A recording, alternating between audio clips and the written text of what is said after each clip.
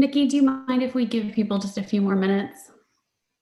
Nope, don't mind at all. That's pretty straightforward stuff. Okay, let's give people just a few more minutes and see if we can get some more committee members.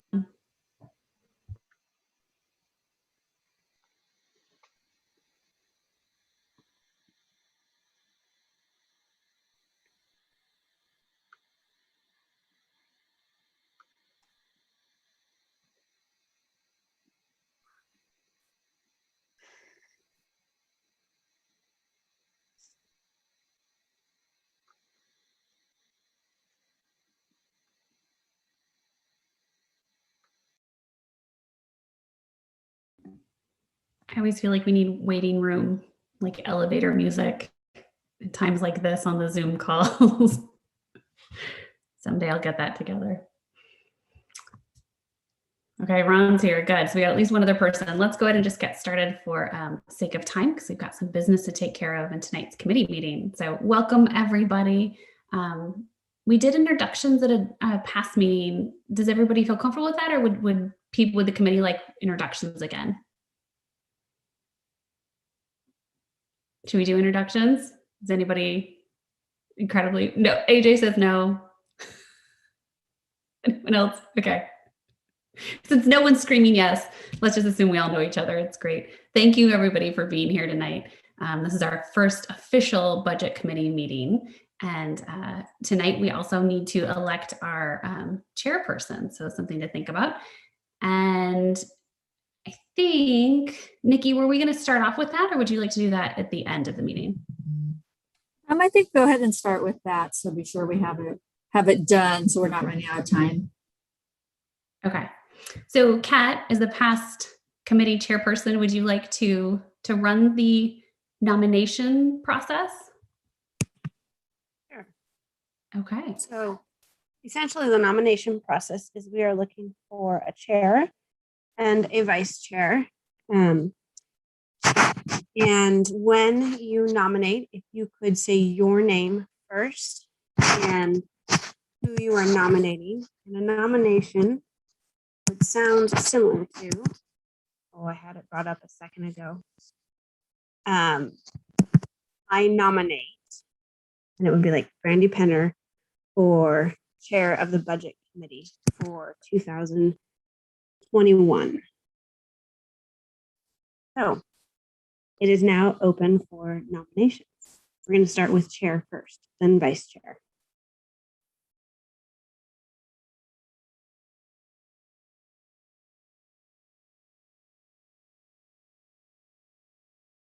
You guys need to know what entails first. Would that be helpful? Okay.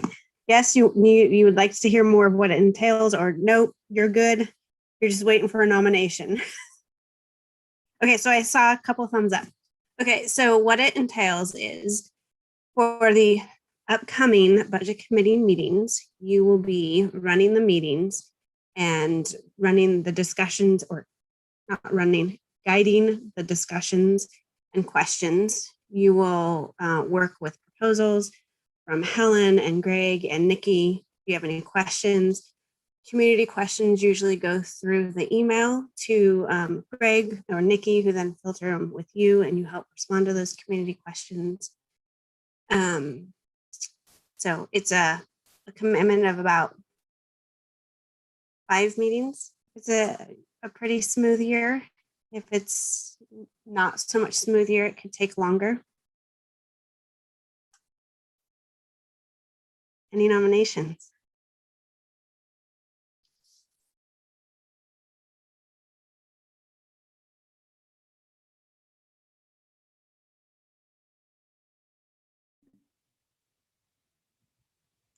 I would like to nominate Melissa Daly.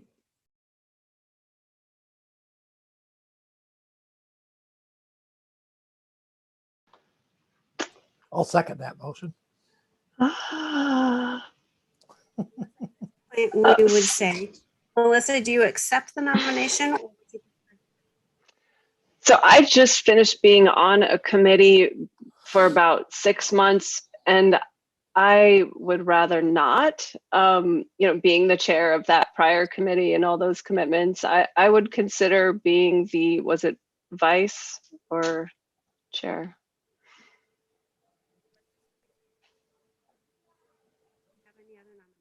Can't hear you, Kat. At this point, she has declined the nomination. Do we have any other nominations for chair?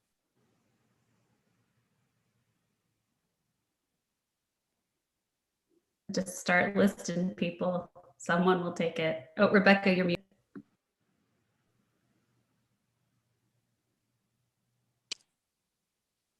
This is Rebecca Pyros. I would like to nominate AJ.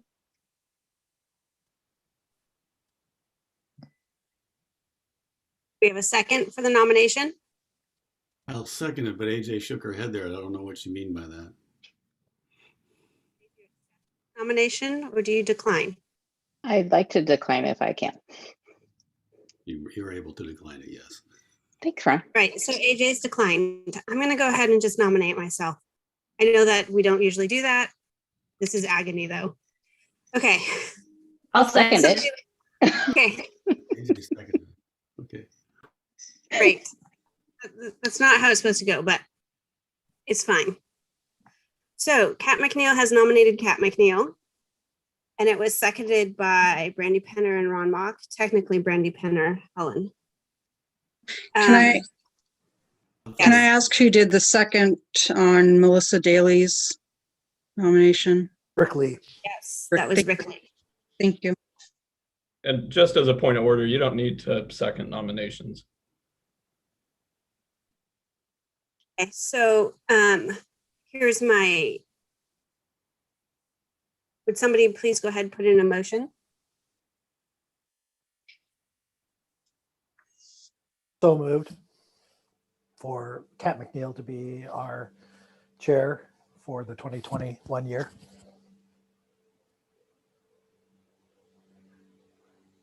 Any discussion?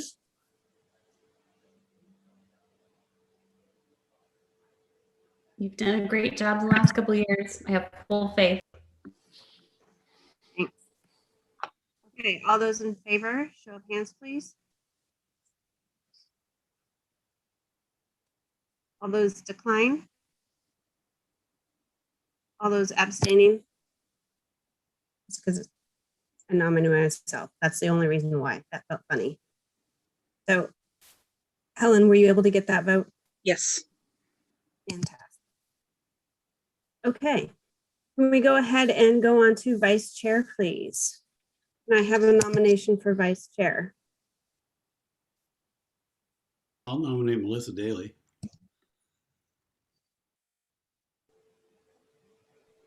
Melissa, Oh, yes, I accept. any other nominations for vice chair?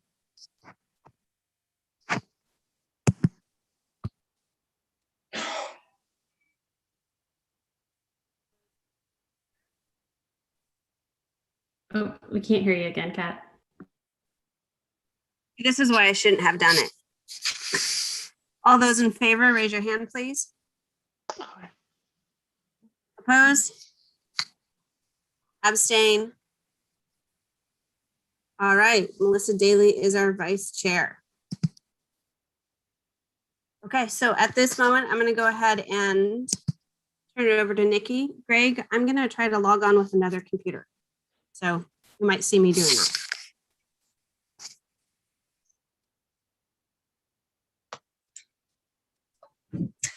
Okay, I'll start out here, but I think that we'll start a presentation in just a few minutes, but we're going to open it up with the superintendent's message.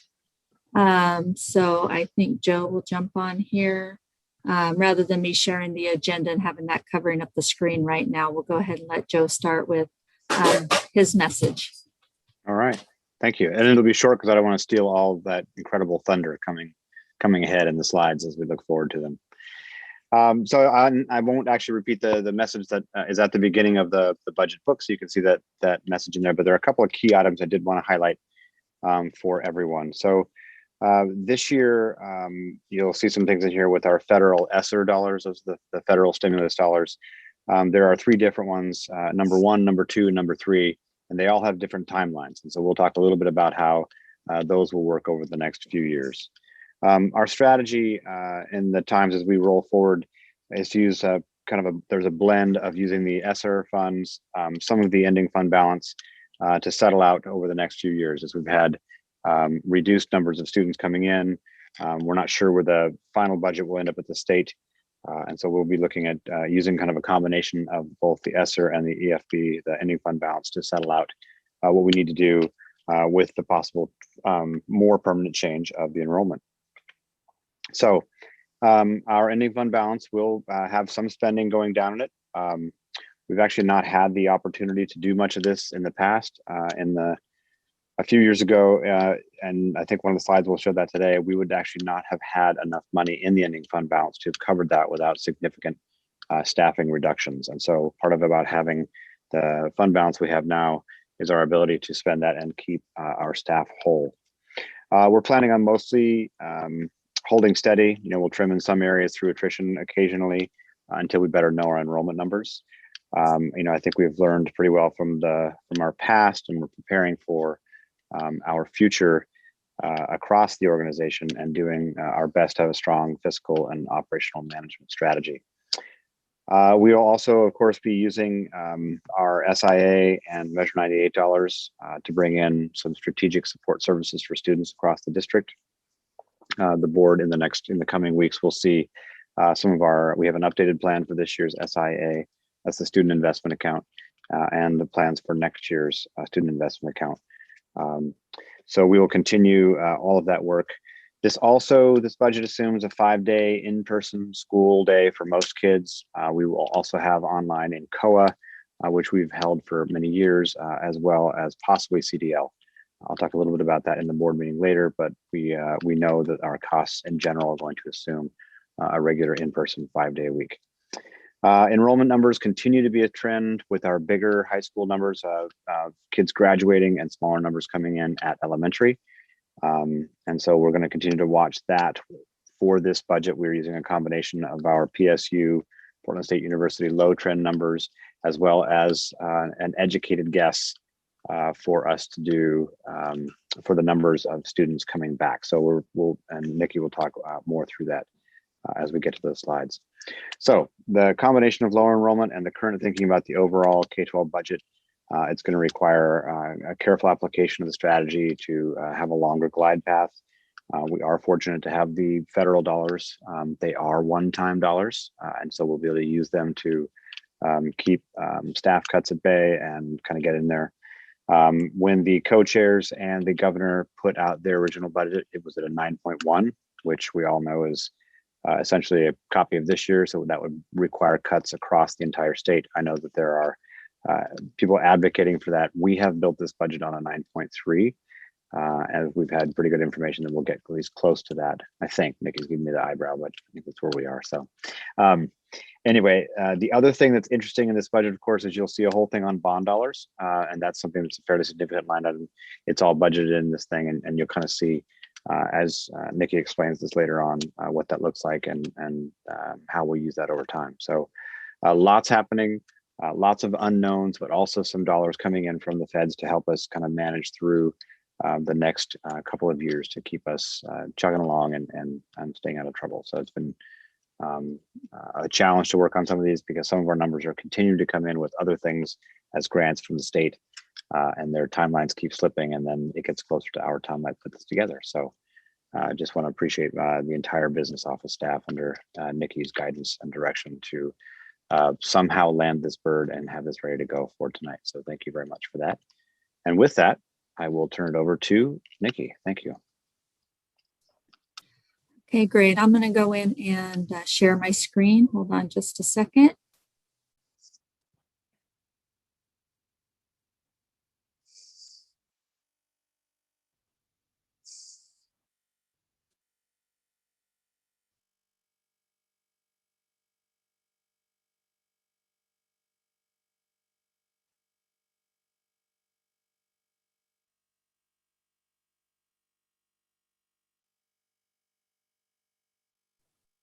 Okay, are you seeing the agenda? Not yet? Okay, let me try that again.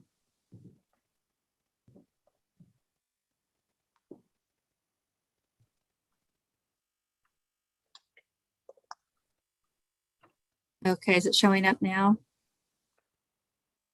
Still not getting it.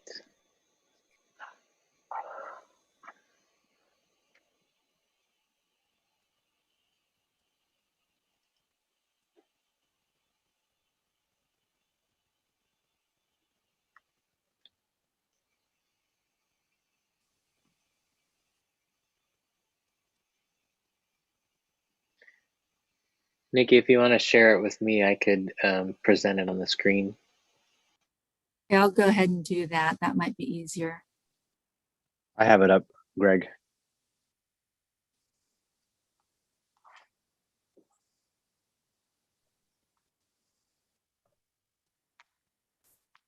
Okay, perfect. Thanks, Joe. Yep. So the agenda, we've already done the superintendent's message.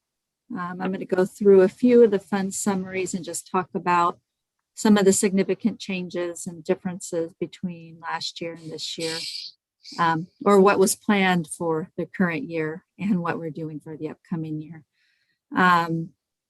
Review some of the assumptions that we applied to this budget. Talk about the ending fund balance. Joe talked about that a little bit, but we talked about it at a previous meeting as well, but we'll touch base on that. And then some time for questions at the end. After this presentation, there'll be a few weeks before our next budget detail meeting. And so if anybody has any questions or wants to come in and go over the document in person, we can make arrangements to do that. Or shoot questions to our email address that will show at the end of the presentation. I'm going to go to the next one, Joe. Okay, so in general, our total budget for next year is significantly larger than we're used to at $263,337,511. If you're looking at that general fund alone, it's basically flat funded, and I'll show you some details as we get to that page.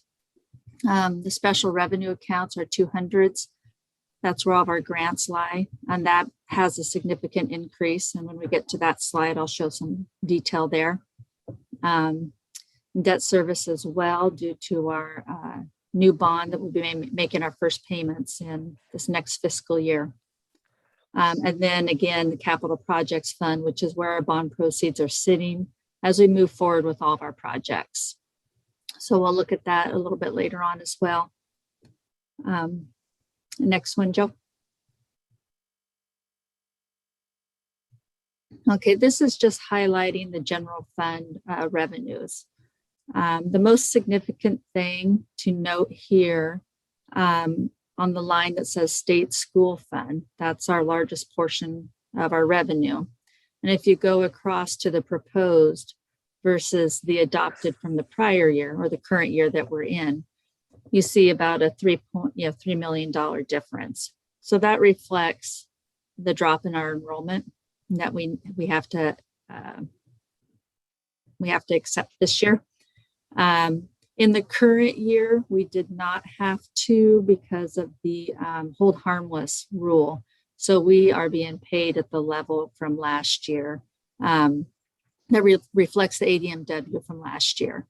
But going into next year, we will have to take the 1920 and take that hit as we go into the next year. The other thing to note on this slide is the beginning fund balance. So going into next year, I expect our beginning fund balance to be about $9.9 million. So with that number, that is helping us significantly in being able to balance the budget for next year, and to do that without any major cuts. Other than that, the rest of the numbers are pretty consistent from year to year. Are there any questions on this slide?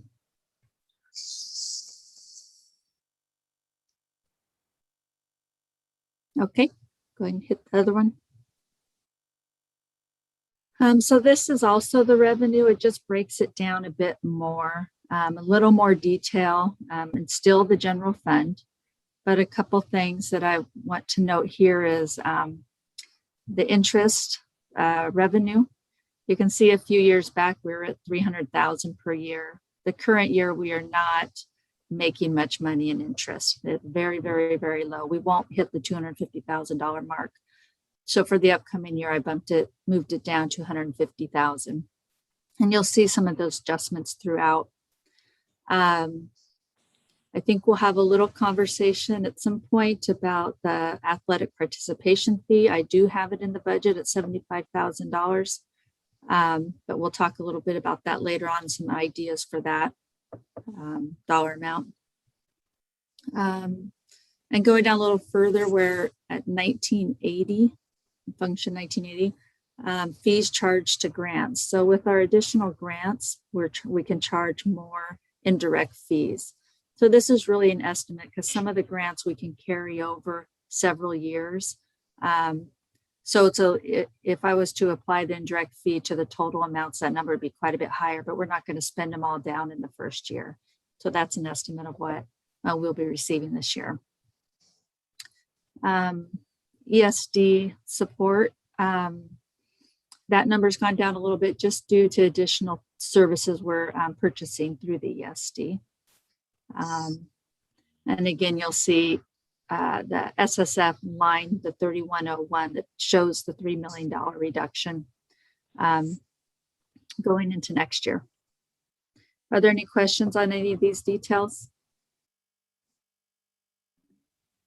Nikki, it's a relatively minor one, but line 1910 rentals.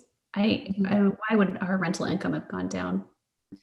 Well, that one was kind of a hard one to estimate. This year we have next to nothing. And so it's just really hard to tell how much that will rebound. I just didn't feel like I could leave it as high. Looking at our actuals from 1819 and then down to 1920, went to 46. So I just felt like 40 was a little safer and not over budgeting that.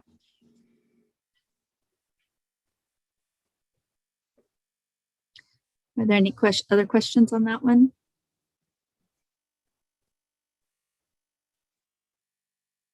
Okay, go to the next one, Joe. Okay, and this is just a summary snapshot of our general fund expenditures by function. So this is the level that you would pass the appropriations. So by 1,000 for instructions, 2,000 for support services, and on down the line for community capital, debt services, and contingency. As you can see here in the proposed column, our general fund is basically flat from last year. It was at 58,523,000 and we're down to 58,388,000. So we really had to kind of watch every penny in this budget and lining it up. I did leave the contingency, both the unappropriated and the appropriated are in there at appropriate levels.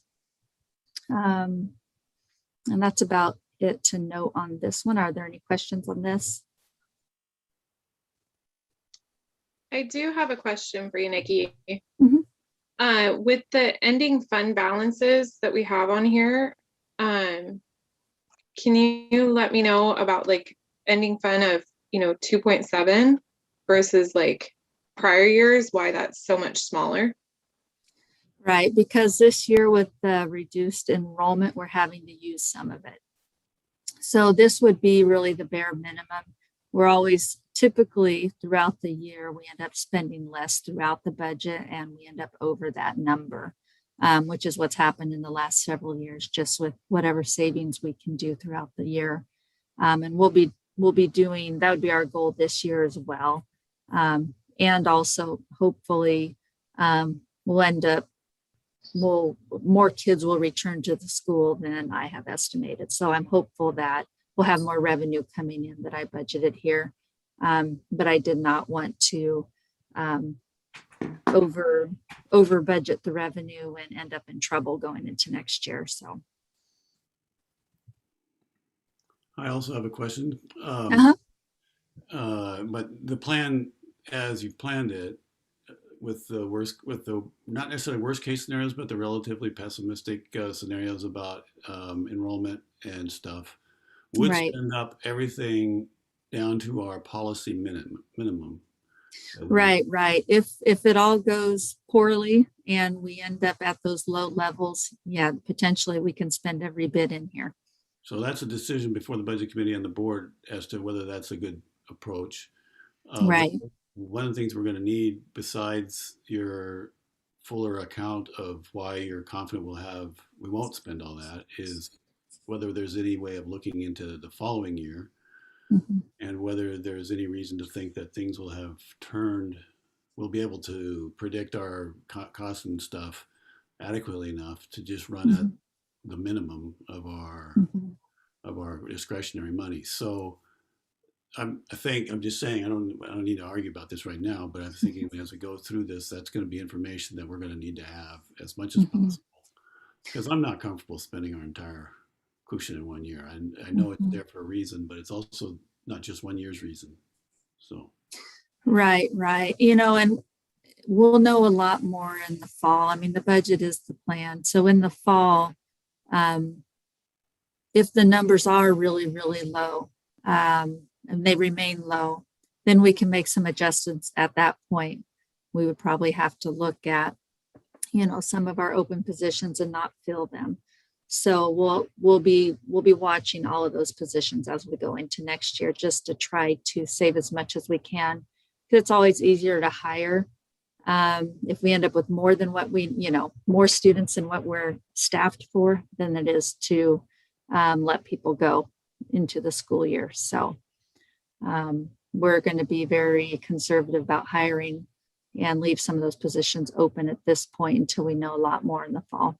So yeah, as that kind of plan firms up, that's the kind of information we're going to need to know Right. what our odds are of not entering the following year with no cushion. Which at this point, I wouldn't want to recommend that. So. Right, right. And as I think you got during the board meeting, there was some more discussion on some of this stuff. We have some surveys going out for more information as to what people want to return to in the fall and all the different options. So I think that response will also give us an idea of those numbers and the interest in getting back to the building and getting back to school and everything. So I think that will be really helpful for us to be a little more comfortable with the budget and maybe make some adjustments there. And those surveys are going out when? Fairly. It went out today. Okay, Oh, so we perfect. may have some information more by our next meeting next month. Right, right, definitely. All right, thank you. And hopefully more information from the legislature too, as far as whether 9.3 is going to be the bottom or if it's going to get above that, which it very well could be at 9.4 or 9.5. It just depends. Yeah, and that point you just made is also reinforcing my point. We've already made in this budget an assumption, a probable assumption, but not a certain assumption about the revenue. Correct. So that's all stuff we need to watch. Right. Nikki, at last meeting, you had said you expected to gain back 150 students out of the about 350 that have gone to some other type of like online learning. Mm-hmm. And then you had also just said that you hope to gain back even more students. What is our indicator that that is possible versus all other indicators are continuing to show that we are going down and decreasing in population? And I'm wondering what indicators are showing that we could go up other than that 150. Right. Well, just because the 150 is pretty conservative, just when you look at the overall drop and their numbers in kindergarten. So the grades that the drops are in are those lower grades. The larger drops are in kindergarten, first, second, third. And it makes sense that families kept them home at that age level in the way we are this year. So I can see where we're going to recover maybe more in those grades than definitely upper grades.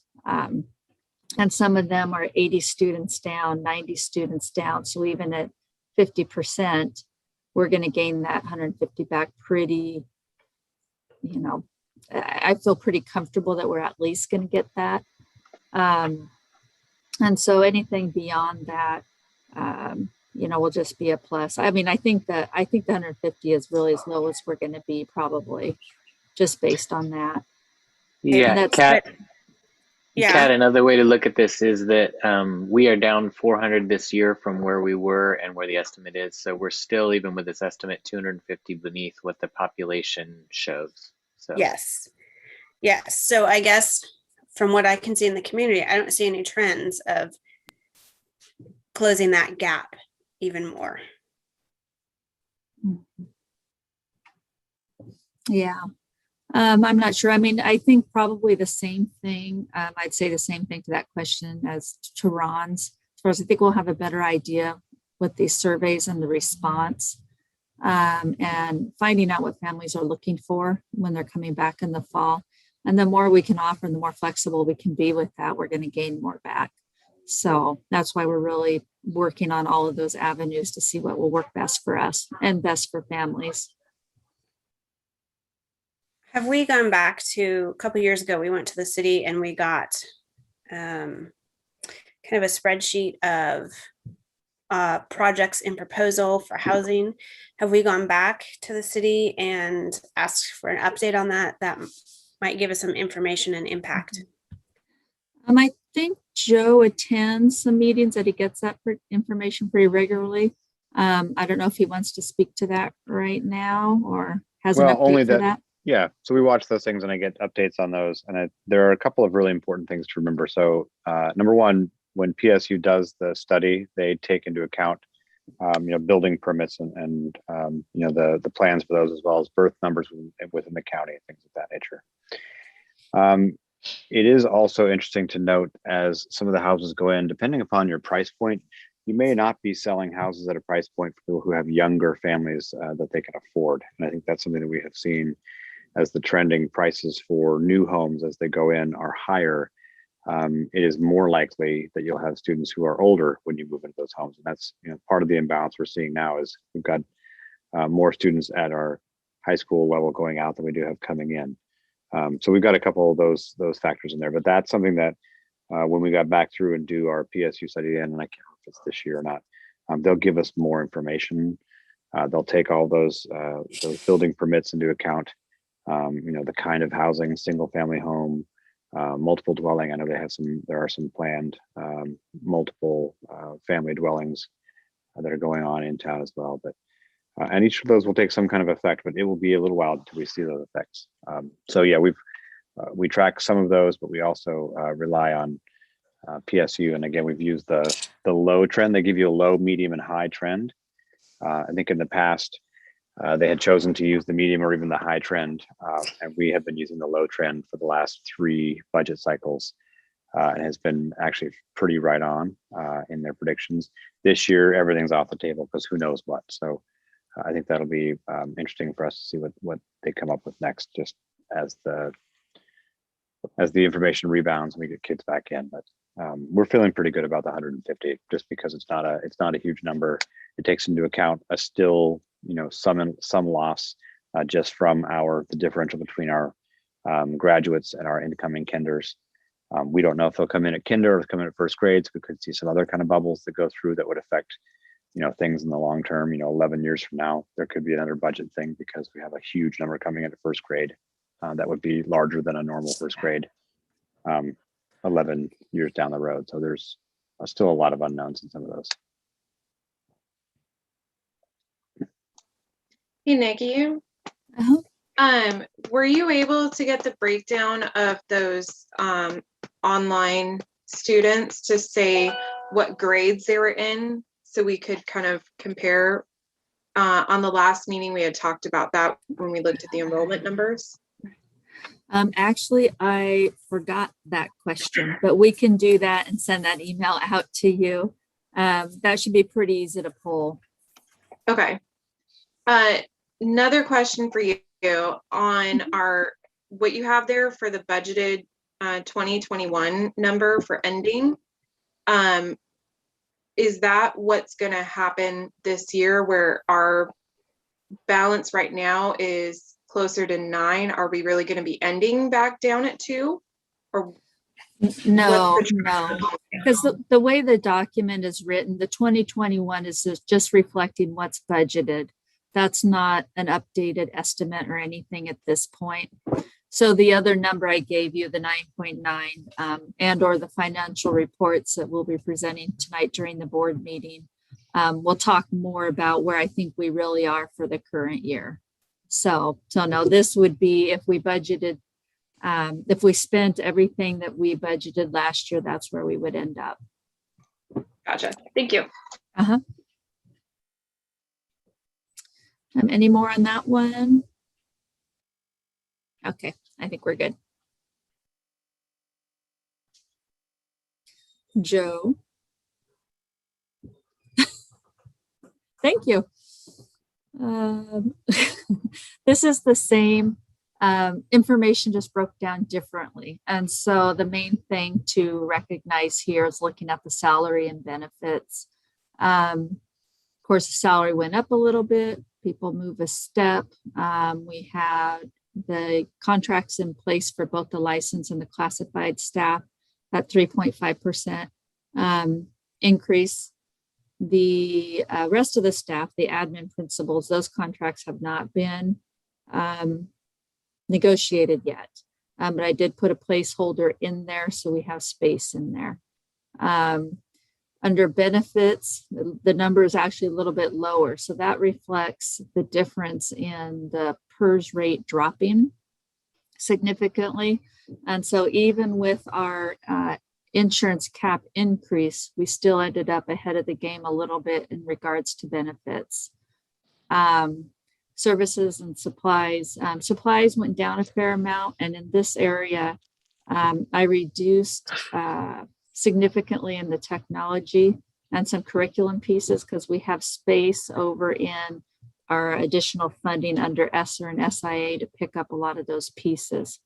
So we're using those grants this year to kind of bridge us through and some of those larger ticket items and the bond as well in regards to technology specifically can help pick up some of those pieces, and some of the maintenance pieces that we'll be repairing through the bond will impact the general fund supplies and repair lines there. So let's see. I think that's about it on this one. Do you want to go to the next one, Joe? Okay, so here I'm going to start reviewing some of the things in the 200 fund.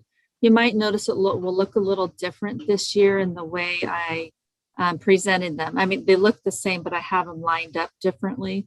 And that is because of the way we have to report them to ODE now. So I tried to group them in the way that we have to upload all the information to the state so things align just a little bit better. So the first section are federal grants. This is all flow through money from the federal government. So your title grants, migrant, this is where the ESSER 2 and 3 money comes in, and IDEA. So all of those would be lumped in. They're listed individually within the budget, so you can look at those. And if you have any questions, you can reach out and we can talk about them. And the next section, you'll see the state grants, which are a lot smaller grants like our outdoor school, our Oregon RTI, and some other smaller ones. And you'll recognize the names throughout there as well. Both SIA and Measure 98 were required to have them sitting in a separate fund so we can report on them specifically. So you'll see them on a page on their own listed there. So that's how much those are in the budget for this year. And nutrition services, they have a special fund for that now as well.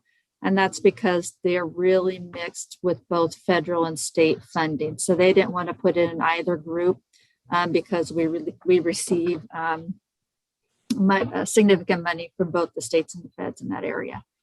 And then under other, I just lumped together all those smaller funds, the scholarship funds that's sitting out there, the student body fund, and that's just where we record year-end numbers for auditing purposes. That money actually sits out in the student body accounts at the schools. And then the PERS reserve account is in that group. And then the account where we receive our cell tower rent and the rent for our different properties. So in total, our 200s this year are at 20,466,311. Joe, can you go to the next one? This slide, I just broke down some of the new ones that you haven't seen before. So I'm just highlighting. So when you see ESSER 2, that's at 2.3 million. ESSER 3 is at 5.3 million. Both of those have different end dates. So ESSER 2, we can spread out and use over 2 fiscal years. And ESSER 3, we can spread out through September 24. So we're really looking at using this money over all 3 of those fiscal years in order to bridge any enrollment issues we have right now. So we've really looked at those one-time purchases, those bigger ticket items, curriculum, technology, and we have the ability, there is some language in those grants to retain staff. So if we need to use some of that money to retain certain staff over those years, as the enrollment comes up, we can also use some of that money there. The next item is a PGE grant, and you'll probably hear more about this soon. We're partnering with PGE and First Student to bring on board an electric bus. And so they'll be installing an EV station out at the bus garage. And they're really excited about bringing that bus in. I think we have it ordered, or First Student has it ordered. We actually don't order it. It will be their bus, but the grant pays for the difference between the cost of a standard bus and an electric bus. So we're really kind of the flow through agency to get that bus in our fleet and be able to use that. And for PGE to learn how to expand that and bring more buses online to different agencies and everything. So I think we're going to be presenting that pretty soon. The next one is a brand new grant. I actually don't know a ton about it. What I do know is it provides scholarships for American Indian Alaska Natives students, and there's some other pieces to it, but it's a great way to promote college-bound students with those scholarships. And the last item I put there, summer enrichment. This is a grant through ODE that has a really quick turnaround. There's 3 pieces to it, and we think we're going to go ahead and apply for one of the pieces. So at our next meeting, or at our next actual budget committee meeting, I may make an adjustment to add that into the budget when we have a better idea of how much we will be applying for under that. But this is to provide activities over the summer for K through 8 students, what are considered enrichment activities. Can you keep the dog from chewing that? Sorry, my dog's chewing a bone under the table. Kind of annoying. Anyway, so at the next board meeting or the next budget meeting, I'll bring some more information about that and the dollar amount. The total amount available is about 1.5 million, but the summer enrichment is just a piece of that. So that'll be significantly less than that. Are there any questions on these?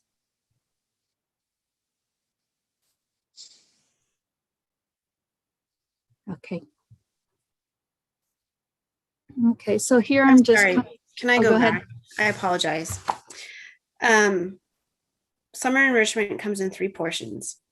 For that whole 1.5 comes in 3 portions. And sounds like you can pick and choose.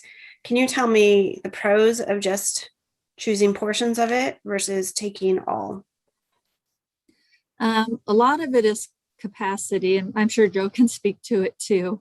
But that's the main thing. And the 2 of the pieces have required 25% match. So the grant is not intended on paying for your whole program. So we have to balance that with it. And also we have funding under Measure 98 that we already have summer school in place for. And so we already have one of the programs already, on the ground, ready to go for summer. And so we might not necessarily need to add that one, but Joe, you can share as well or add to No, you that. got it right. I mean, the question marks are because we actually don't know where it will come in, where exactly it'll land, what the allocation is. And a large part of it is about the capacity to be able to run additional things. So we are considering some services and some contracts we may be able to provide some of those. So we've been working on that to figure out, which ones we can spend from. There's also, we do a lot of our preparing for the next school year in terms of facilities during the summertime. So there's some scheduling parts to that as well. So there's a lot kind of flowing in here and it's all coming at the last minute. And I think the application period just opened on Monday and is open for a couple of weeks and then they close it. So we're working pretty diligently to figure out what our plan could be, what can it include, and then what we can also afford, especially the ones that have the 25% match, because that's another financial cost we'd have to incur. So we are working on trying to provide as much summer enrichment and also credit recovery and things like that were already planned for our high school through our Measure 98 funds. So a lot of it's about capacity, some of it's about just getting all the information now, getting in a very late date, and the application closes May 17, I want to say. That seems right. No, earlier than that. May 6th, May 7th. The 10th, sorry. The 10th. I'm totally wrong. So May, but so not the first close, week though. of May. Okay. So anyway, it's a very short timeline. Go ahead. Is in making those final decisions on what portions of that money to use, is that a board decision? Is that who's deciding that? Just out of curiosity. Well, we have to apply for the grant, Yeah. right? So we have to come up with a plan. And then if we were to apply for that grant, then we would actually receive the dollars and move ahead with them. So we can do that operationally to move ahead with getting them and going. Okay, so we are filling out the application, Yes. as I understand. Chime in, You Joe, fill out a little more if you want to on that. It's just Well, I'm very familiar with it. I'm just trying to figure out Newberg's perspective of it. Because it does have to deal with budget and the fact that the portion of 25% could go into a lot with our budget. I mean, that's significant. I just lost my next question. Can I chime in with a couple just helpful points of clarification possibly? So there are 3 portions to it, and Nikki and Joe, we can chat, but I think we'll actually probably apply for 2 of the 3. Okay. So one of them is K-8 enrichment focused, and then one of them is for high school and credit recovery. We were already planning on doing the high school credit recovery portion through Measure 98. And in reading over the guidance documentation, we could take that Measure 98 portion and have that be our 25%. And so that gets us to the place where just putting what we've already budgeted in means that we could access $400,000 or more of the ODE money.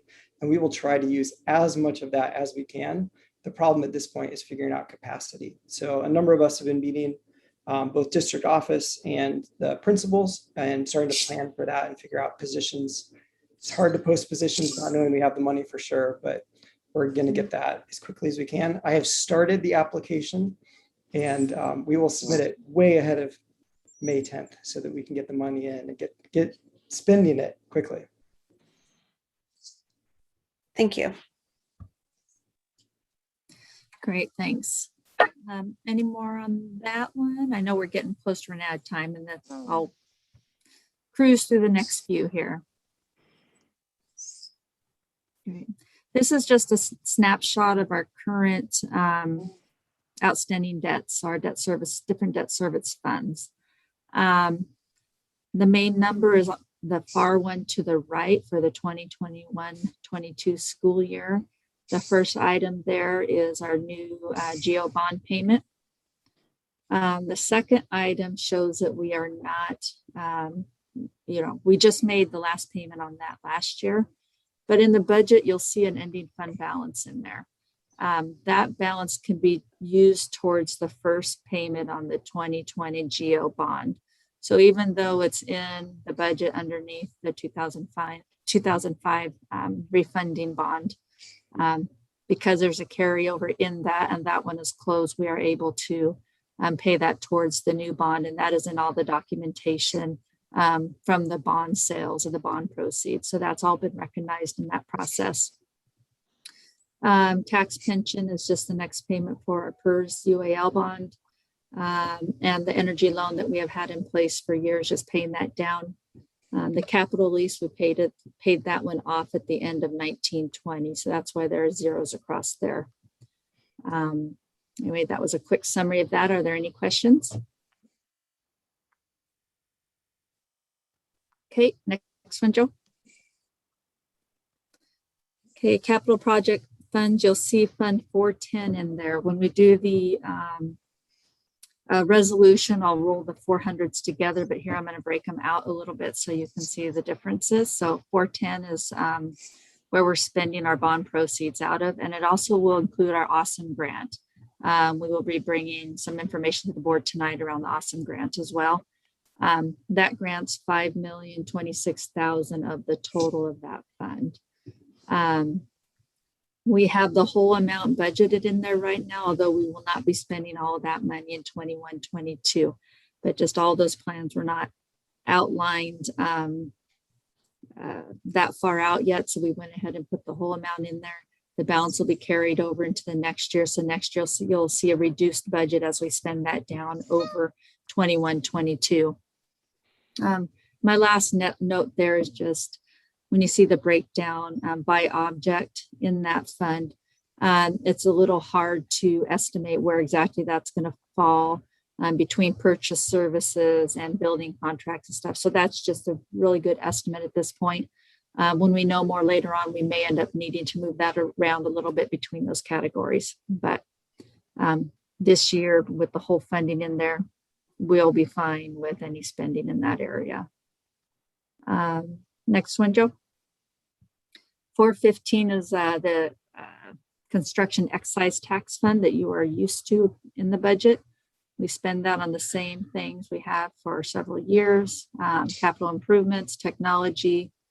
That's where we're saving money to replace the turf field. I think we're expecting to do that in the next couple of years, not in 21, 22, but maybe the following year, depending on the balance. I did increase the revenue a little bit in there. Last year I had dropped it down because I was thinking with COVID that all that building would slow down. It did not. So I went ahead and bumped that up a little bit going into 21, 22. While still we reduced the spending in there for a variety of reasons, because we have other avenues to buy technology with these other funding streams. It's good to build up this fund. So we are able to replace the turf field when we need to. So while we have these other funding streams that help bridge these next couple of years, we're going to utilize them before utilizing some of these other funds. Are there any questions on that? Okay, next one, Joe. Some of this we already talked about. These are the overall assumptions applied across the budget. At least this time that wasn't my dog. Let's see. So the budget's based on our estimate from March 1st. We have not received a new one from ODE. We should be getting that in the very near future. On the March 1st estimate, I adjusted it by the 150 students. So if you were to look at that estimate and look at what I have in the budget, those numbers are not going to match because I manually adjusted and added on the value of another 150 students in that. We increased the budget for property and liability insurance. It went up 20%, and also they will not cover cyber anymore. So we're having to get a supplemental insurance just for cyber coverage. That will be more expensive. So I have bumped that up throughout the budget to cover those pieces. Already talked about employee and step insurance increases. Our workers' comp mod went up as well. That resulted in about $110,000 increase in this upcoming year. So we had a few larger claims within our 3-year look back period. So we'll be doing some extra work in that area and see if we can't make sure that doesn't happen in the future. We did maintain in the general fund some money for curriculum purchases, but we also have that supplemented with the ESSER and the funding that came in. And then the transfer to the PERS reserve fund is still in there, although I did reduce that in order to help balance the budget. Next one, Joe. And I showed this one last time, but I just wanted to revisit this. And I think Joe wanted to talk about it a little bit, or he did speak to it a little bit earlier. But this is how and why we like to grow that ending fund balance, because with our enrollment hit this year, if we were sitting at any of those ranges from 14, 15 up to 17, 18, we would not have the capacity to go into next year without reductions, significant reductions. So this is why we tried to build that up. And this is also why Ron is concerned that he doesn't want to get back down there to that 2.4 million. And we completely understand that. So do you have any questions on this, or Joe, would you like to add to that at all? I think in the interest of time, you've said it all, and that was the main point. And I'm glad we had this list here so we could see what we were talking about. Okay. Yep. Next one, I don't think I have too much after this. Nope, this is just a reminder of where to go for information on local budget law if you have any questions there. And the accounting manual, that's just a large book with lots of codes in it. Next slide. And here again is our email address for any budget questions.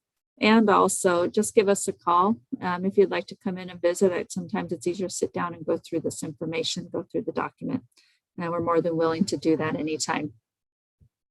Are there any questions? I know we have 3 minutes before our next round.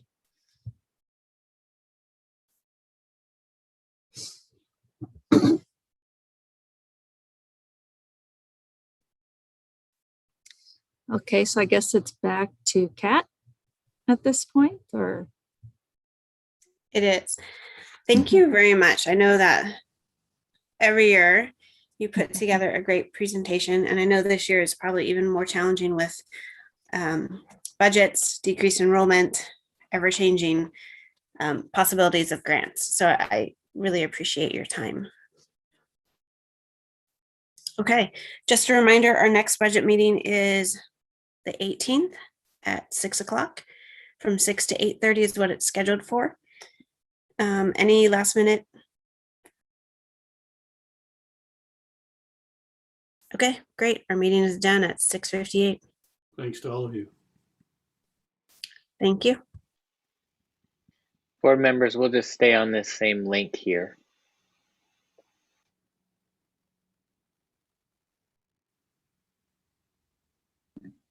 For the board, I went ahead and texted Ron and Joe, but I am not feeling well, and I am going to step away for the regular board meeting, and I apologize for that short notice. It's unexpected, but I fully leave it in the capable hands of Ron, and I will catch up with all of you.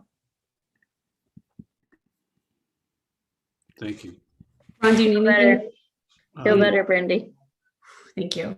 Yeah, please take care of yourself. You got it? Okay. Like coming back in half an hour or 10 minutes or 3 hours, come back. Okay, yeah. If this passes, I will Don't worry just jump about back in. Thank you. Yeah.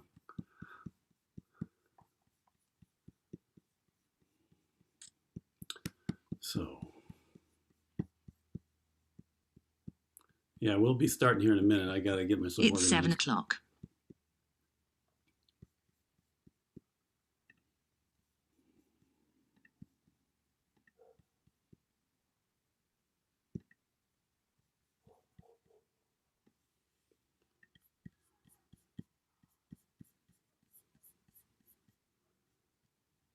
Does anybody badly need a quick break, or can we continue? It is 7 o'clock. We should go as soon as we can. What do people think? I think Rebecca's on a break, maybe. Yeah, I've lost her. Let me see. Let me reorganize things here. Oh, she's there. I see her. So Dave, I gotta get all the board members where I can see them.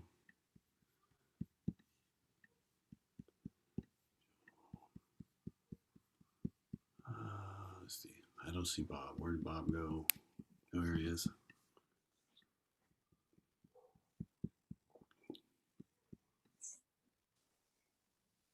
Okay, now here. Joe, are you there? You're on my screen twice, but I can't see you at either of the 2 times. Okay. I'll demote the other one of you down here. I've got 1, 2, 3, 4, 5, not Randy. So are we ready to go? Does anybody need any kind of break or can we go? All right, are you ready, Greg? Or is Jen doing it this time? All right, Jen, you ready?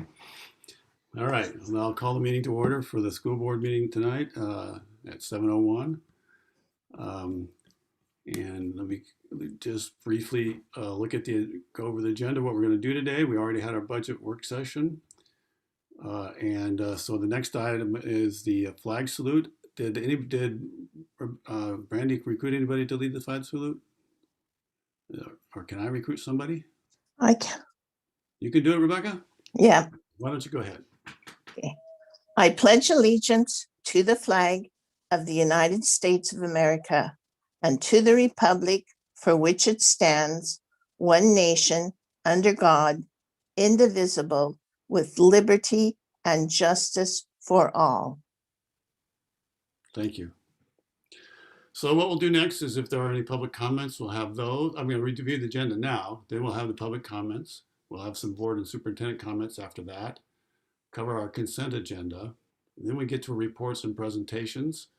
I'll have a teacher appreciation proclamation. We'll have a school in-person update, the monthly financial report that Nikki's referred to several times in our budget meeting, a bond update, and a review of goal 3 on our strategic plan. We have a break scheduled there at 8:30. Since we went straight from one meeting to the next, if somebody needs one a little before that, we can accommodate that whenever you need it. Then we're going to go new business, approve the superintendent evaluation process. There's a proposal that we're looking at. Approve the academic calendar for next year, and approve the Awesome grant, which is not spelled anywhere near correctly, OCSIM grant. And then we'll cover our future agendas. So that's where we're going. Greg, do we have anybody who's signed up to give public comment tonight? We do. We have 2, Jen Yon and Greg Aldred. Okay, why don't you put either one of those people up? And all right, we'll start with Jen. Jen, we're going to give you 3 minutes for your comments. That's our standard time, and I'll keep time. So watch me. I'll put up a 1 if it's 1 minute, and I don't know, half a minute, be something else, and then I'll tell you when it's time if necessary. Okay? That's okay. I timed myself, so I should be all right. Excellent. Okay, thank you very much for your time. My name is Jen Yan. I'm a parent of a district student. I live at 504 Mission Drive in Newberg, and I'm here to discuss parent group funding.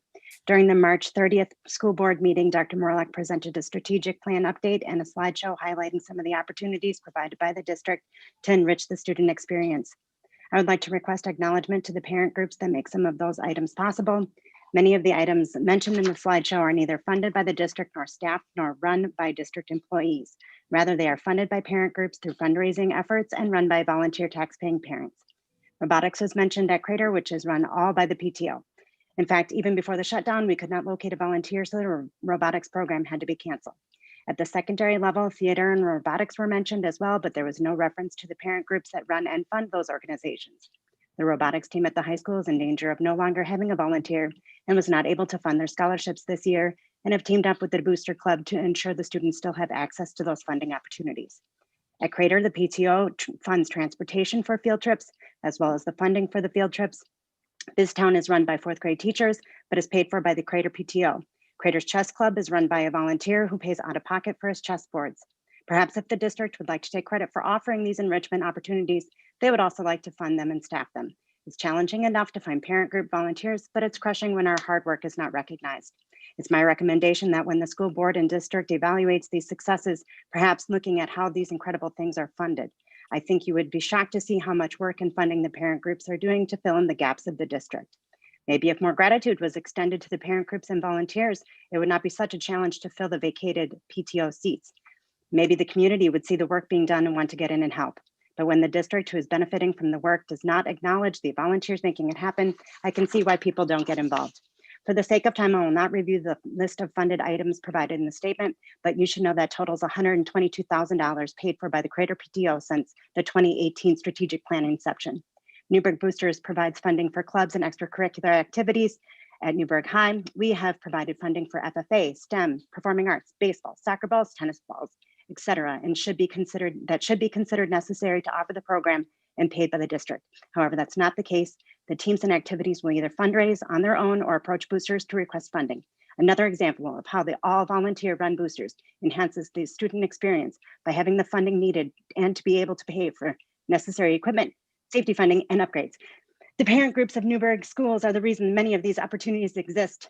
The parents and volunteers are committed to enhancing student experience long before 2018, and I contend that the parent groups of Newberg schools directly impact the student experience, and if the school district was honest, a necessary part of providing funding and should be recognized as such. Thank you. You have 6 seconds. Don't you want to use them? Thank you very much for that efficient statement. And You're welcome. If you would give us a written version of that, then we can all read it too at our leisure. I did. Thank you very much. Thank you. Who's next?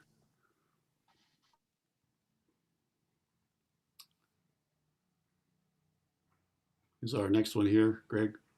I'm working on it. Greg Aldred is coming on. Okay.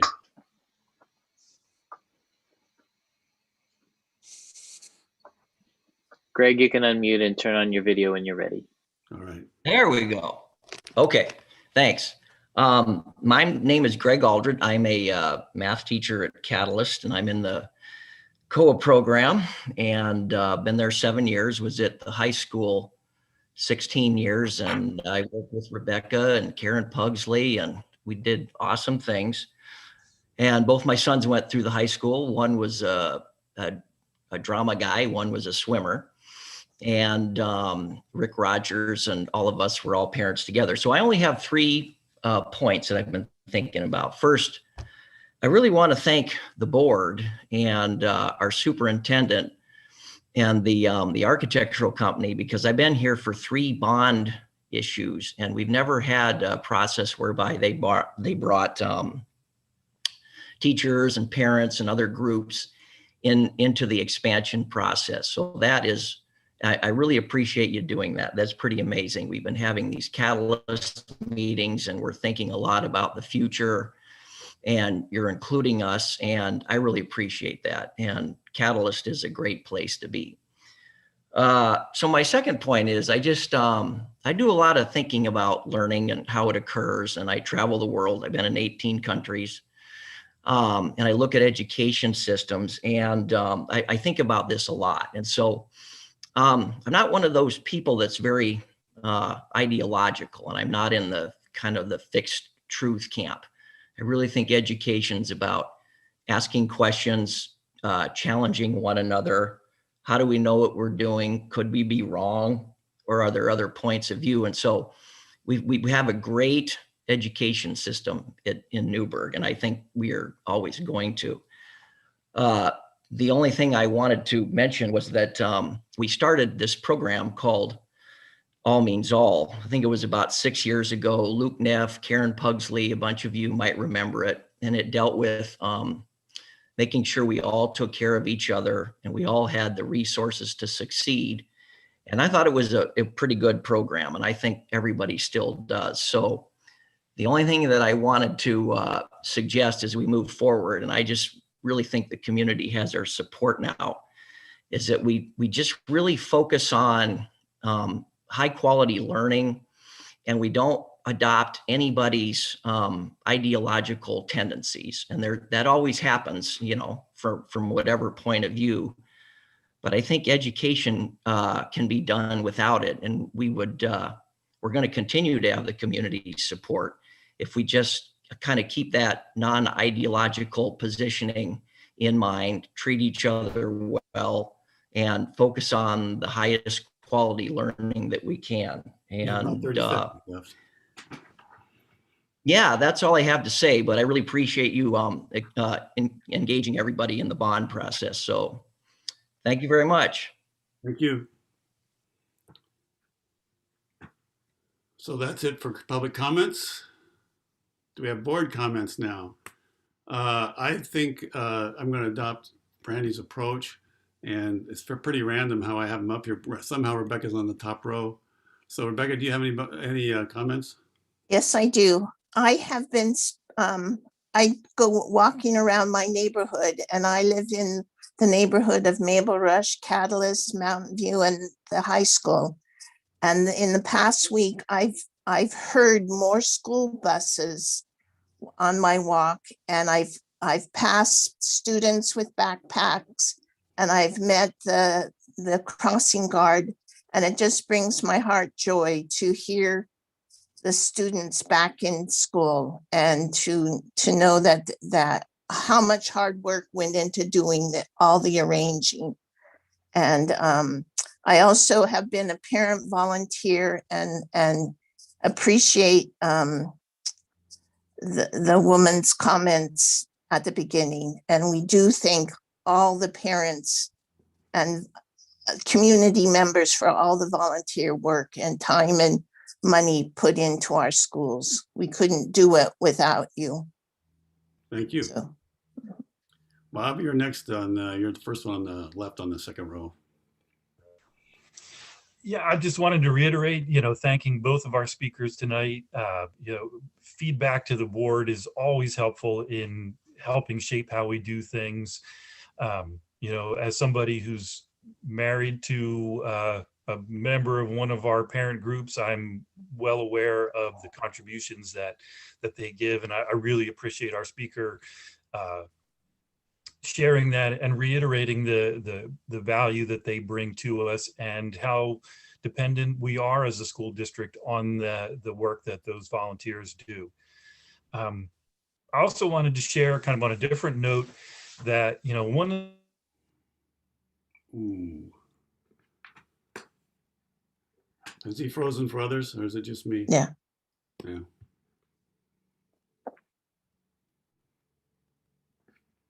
So, Bob, I don't know if you can hear me. I know you have another comment. Did I freeze up there? Just as you got into the second part of your comment. Okay, I think I'm back now. Wanted to say that one of the things that we've really worked on as a board is focusing on transparency and being transparent. So one thing I wanted to encourage whoever is elected in the May election, that if you're a successful candidate at your first board meeting, please do share any organizations that donated to your campaign, either cash or in kind, so that folks can be aware of who it is who helps support you in your candidacy. Thank you, Bob. Brian, you're next on my chart here. I just also wanted to thank the two speakers for showing up tonight and giving us their views. And I would like to hear a response from the superintendent about the First Lady's comments, because it kind of sounds like we're taking credit for other people's work. So I would like to sort of hear a response to that. So we can let Joe do that if he wants to during his comments. Is that all right, Brian? So Inez, do you want me to skip over to Dave? Dave, why don't you go next? I'll get Inez next if she's ready, available. She seems to be distracted at the moment. Yeah, you're working on your sound, right? Got it. Got it. Sorry. That's kind of thinking like Joe there. Sorry. I had two really things. I've worked with Jen Yelm and Dawn Griswold and Diane Takahashi. They are three of the most amazing volunteers. And I know we have had hundreds through the time I've been there, but these are three of the hardest working, most giving people I've ever seen. And if there's anything that we've done, I think this is worthy of a board discussion to talk about how we can support them better. Because I've seen it, I've worked alongside them, and stuff doesn't get done, stuff doesn't get funded. I know as a coach, they were so helpful. So I've never seen a booster club stronger than it is now. And they don't just do sports, they do everything. So Jen, Dawn, Diane, all you guys that work on that, thank you. And I think as a board, maybe we ought to sit back and have a discussion about how we can jump in and support them more. My second thing was with all the craziness in the world going on right now, we are in a pretty cool community where we have one of the top rated police departments in the state of Oregon. I know there's a lot of drama in other places, but we don't share that. We have a super solid police department, and we've done proclamations for lots of different things. And I think I'd like to see it on our next school board meeting in a couple of weeks, that we come out and do some type of a proclamation support of our Newberg Dundee Police Department, because they have an impeccable record. And I think right now in this world, they could sure use it. So I think it'd be a good time to tell them we appreciate them and support them as a school district. And that's all I've got, Ron. Thank you. Thank you. Inez, are you back now? Do you have any comments? I am sorry about that. Okay. Just to remind folks that, small elections do matter, and today is the last day to register to vote. So that's my comment for tonight. Okay, thank you. I don't have a lot of comment, but I do want to echo some things about the value of the volunteers. The boosters just did their big auction online, and unfortunately, the things I got bid on, I got outbid on, which is, I guess I shouldn't complain about because that's good for the school. I really do appreciate all the work the boosters have done for not only athletics, but the other programs that they support. My wife, I didn't do a lot on it. Mostly my wife did when we were on the grad committee last year and the year before, part of. And so I've seen some of this firsthand, and they really do deserve a lot of appreciation. So we'll make sure that that gets done. All right.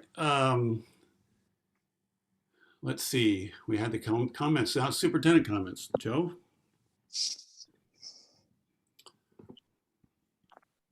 I didn't do a Dave on that one. I got the unmute first. Oh, you're going to brag now. Well, about time. A little contest there. Well, first I'm going to start with just some rumor control and some misinformation that we've been seeing on social media and from some outside groups about planning for next year and things that are happening. So I want to start with that. We are, and you'll hear more about it in my report for our school opening update and things that we've been doing regularly. I did want to say, and the survey did go out tonight or this afternoon from the district, asking people to tell us what their plans are. We are planning on a full 5-day regular school day or regular school week next year, barring any major massive shifts. We think that the combination of the vaccines as well as some possible herd immunity. I know we've seen some counties change going up and down. We did expect a spike, but we are expecting that we would be primarily providing, and this is how we ran our budget as well, primarily providing a full in-school experience for students next year. That said, we will also continue our COA program, which has been in effect for several years. And this year, just in K-8, we saw about 400 kids where we normally have just under 60. So we will offer COA. So we've asked people to let us know. Part of this is all really wrapped up in staffing, so we know how to prepare for next year. And we're also considering the opportunity for CDL. We have about 1,200 kids in that now. So I just wanted to, and I'll go over that again in my major report, but I just wanted to kind of dispel some of the myths that we were planning on doing a hybrid or not coming back or doing some other kind of combination of things. And I got several random emails from people in the last few days about that. So just wanted to clear that up, that we are planning on a regular coming back to school kind of a thing next year. Another one too, about 2 other items about curriculum. And I got several pieces of information from people that they said we were doing things that we weren't. So the 1619 project, which is a collection of essays at the New York Times, as well as critical race theory, are not part of the standard curriculum. The last time we adopted social studies curriculum was in 2007, as you guys know from the kinds of things that we've been talking about in terms of budget and in terms of planning. And so I just wanted to set the record straight that those aren't parts of our standardized curriculum that somehow we got on some email list or something like that was telling us or saying that we were doing that. So just wanted to clear up the misinformation on those. In terms of the first speaker's comments tonight, you know, it's always tough to talk about all of the braided funding kinds of things we do with programs. We absolutely can't do the work without the support of our parent groups at at all of our schools. I think it's important that, and I try to recognize people as much as possible. And I'm sorry that, you know, if you haven't heard it enough, that the thanking that we do for everybody. Some of the funding changes in our budget leave some of those things to parents to fund. And if we put them all together, we can have a complete program. I actually met with the high school boosters. This is in the before times. And one of the important things that I was trying to highlight was that we don't actually want you to fund things like balls and uniforms. Those are things that are basics that we should be funding out of our own budget. And as we move through the budget process, you'll also see some of the other basics that we have decided to take on for funding and not fund other things. But again, it is important that our parent groups feel recognized and that they can hear from those. But we have all kinds of programs, and it was never my intent in showing what we were doing across the schools to say that this is what the school is paying for. I didn't actually put anything about funding streams. Tonight, I have a couple more about partnership, as I tried to be cognizant of that, so we can kind of see those things. But again, it's important that it's the whole package of school, and some of it comes from the additional monies that parents and other volunteers work very hard at. Some of this are done by volunteers who come in and spend their time to help us, and other parts of it are funded by the multiple funding streams we have coming in as a district. So thank you to all of you. And all of these programs are important to the kids, and I think that's really important to remember, you know, what we're doing for the children of our community. So thank you to all the parent groups, but that's in response to those things. It's important to really think about the things we should be funding and the things we shouldn't be funding through parent groups. And that's what I have for you tonight. Thank you. Thank you. So the next on this is the consent agenda. And so board members have had a chance to look at the consent agenda. I do want to call out some, highlight, I guess is the right word, some donations that we've gotten in the last few weeks. They add up to over $36,000 altogether. So we got a big donation from the Gene Caldwell Trust for scholarships of $28,000 or more. The Carla and Ellen Hopp and Summit Staffing Solutions and the Oregon Hunters Association all made substantial donations to the Newberg High School trap team, which is trap shooting team. They're not, yeah, I think that's probably clear. Brittany Quimby gave a big donation for cash, I guess, or in value for clothing donations to the new, I guess it's might be in value. I don't know. I don't know which way it is. For clothing donations to the NHS resource room. Wayside Friends Church and Leslie Woodruff both contributed to the Black Student Union Club at the high school. And George Gust gave a contribution to the boys golf team. All these things are kind of similar to what we've already been talking about tonight. These are ways that members of the community are stepping forward to help us do more than we can do with the money we already have. Any other questions or comments about the consent agenda? And if not, I'd like to have a motion. I'll move that the Newberg School District Board of Directors approve the consent agenda as presented. I second. Okay, was there somebody else on there that was making a comment I heard, or was that just stray sound? Okay, I guess not. All those in favor of approving this as part of the consent agenda, raise your hand, please. All those opposed? Bob, I got to get you up with the rest of the group. You somehow dropped to the bottom there. Good. All right. So next on our agenda is the reports and presentations. And the first is the Teacher Appreciation Week proclamation, which I think I'm going to have to take over here because I think that was going to be on Brandy's plate. And that means I got to scroll down. Hang on a sec.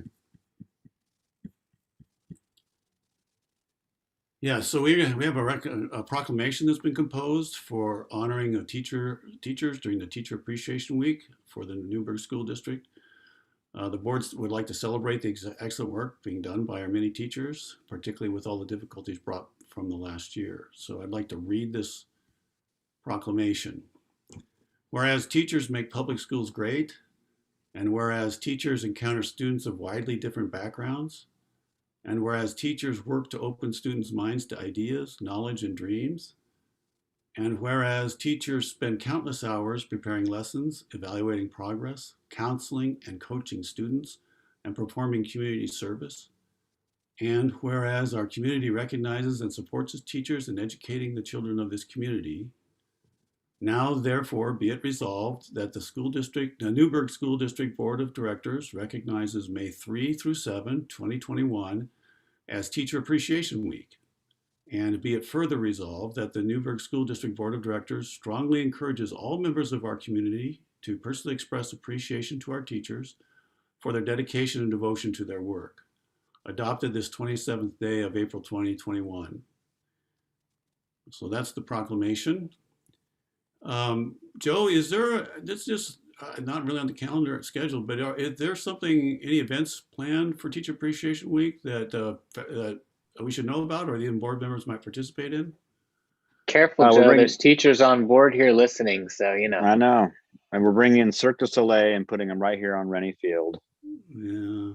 No, that's not it. There are some things planned, yes, and they will happen next week.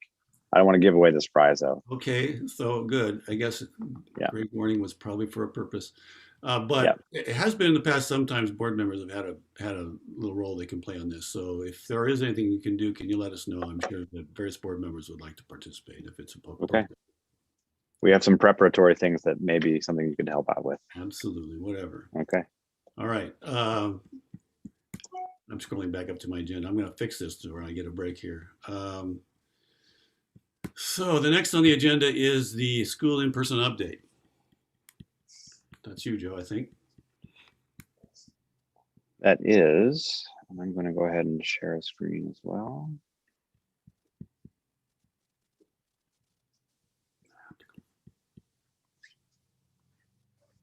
All right. Yes, that's still the bunny. For those of you asking, that's the one that chewed through one of our power cords from this year in Dr. Neff's report from earlier. Just quickly about what's happening currently.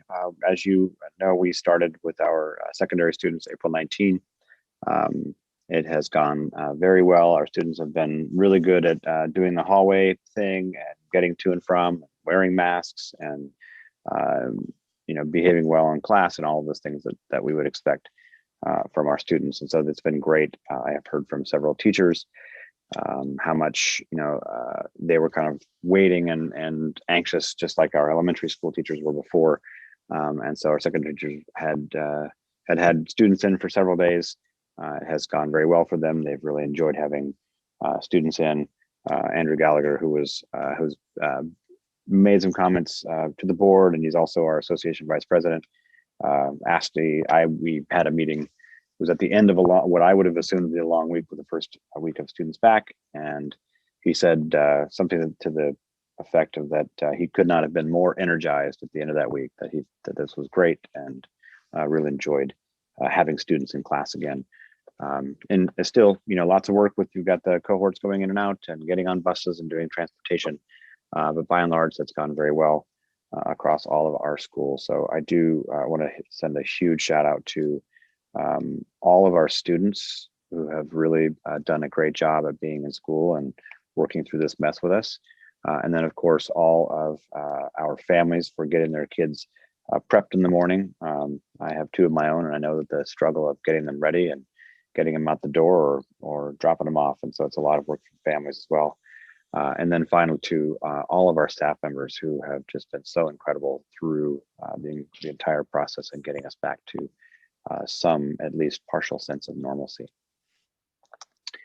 That said, I wanted to talk a little bit about planning, and I mentioned it a bit of it in my superintendent comments, planning for the next school year. So we have sent, I know people have some they're a little tired of getting additional surveys all the time, but we don't really have better ways of doing this. So we're trying to get an idea as we plan forward for staffing and understanding what we're looking at. We, of course, are planning a full 5-day in-person attendance in school buildings. This has always been our plan for the 21-22 school year.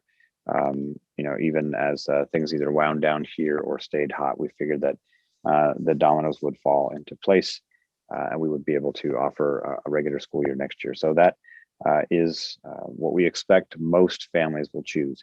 It doesn't matter if they tell us that they want to do one or they don't answer the survey. We'll still let you into school.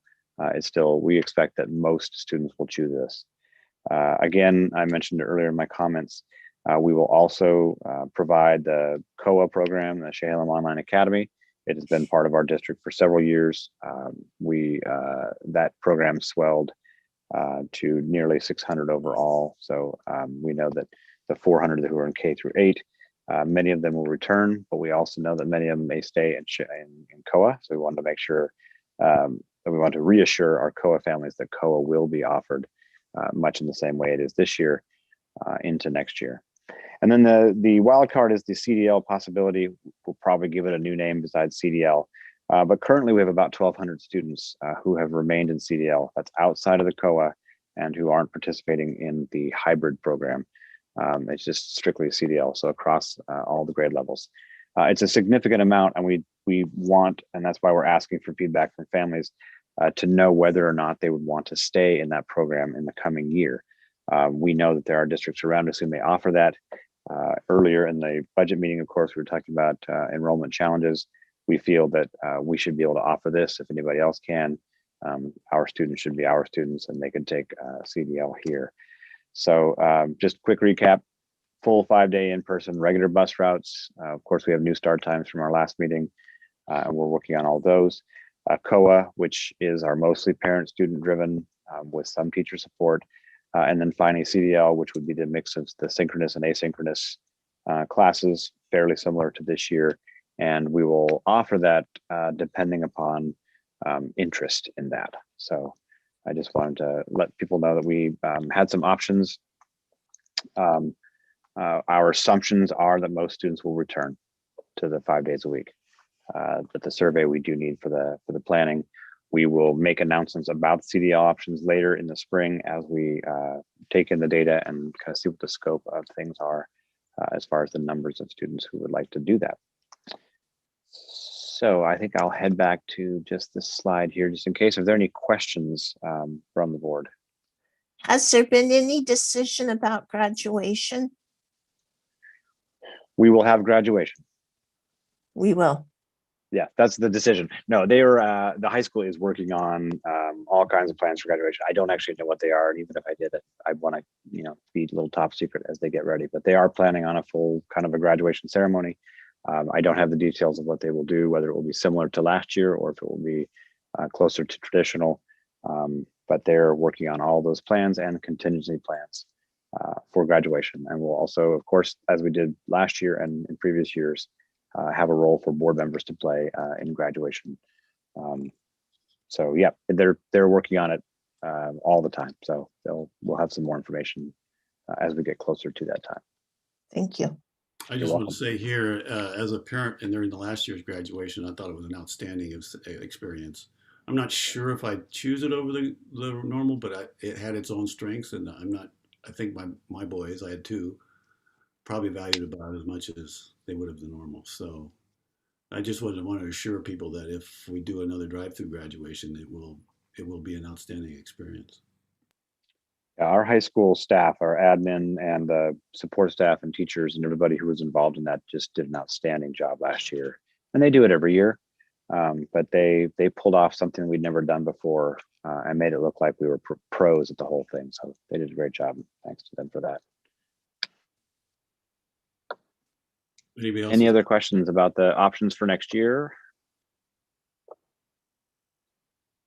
Joe, you mentioned that you are waiting to decide what to do about CDL or its whatever its name will be. Do you have any kind of idea or in mind as to how you'll know whether you need to keep doing a CDL or not? Or is that, how much do you know? Can you tell us about the decision point there? I mean, part of it is about, we've talked about, is there a range of grade levels where it makes the most sense, in terms of numbers?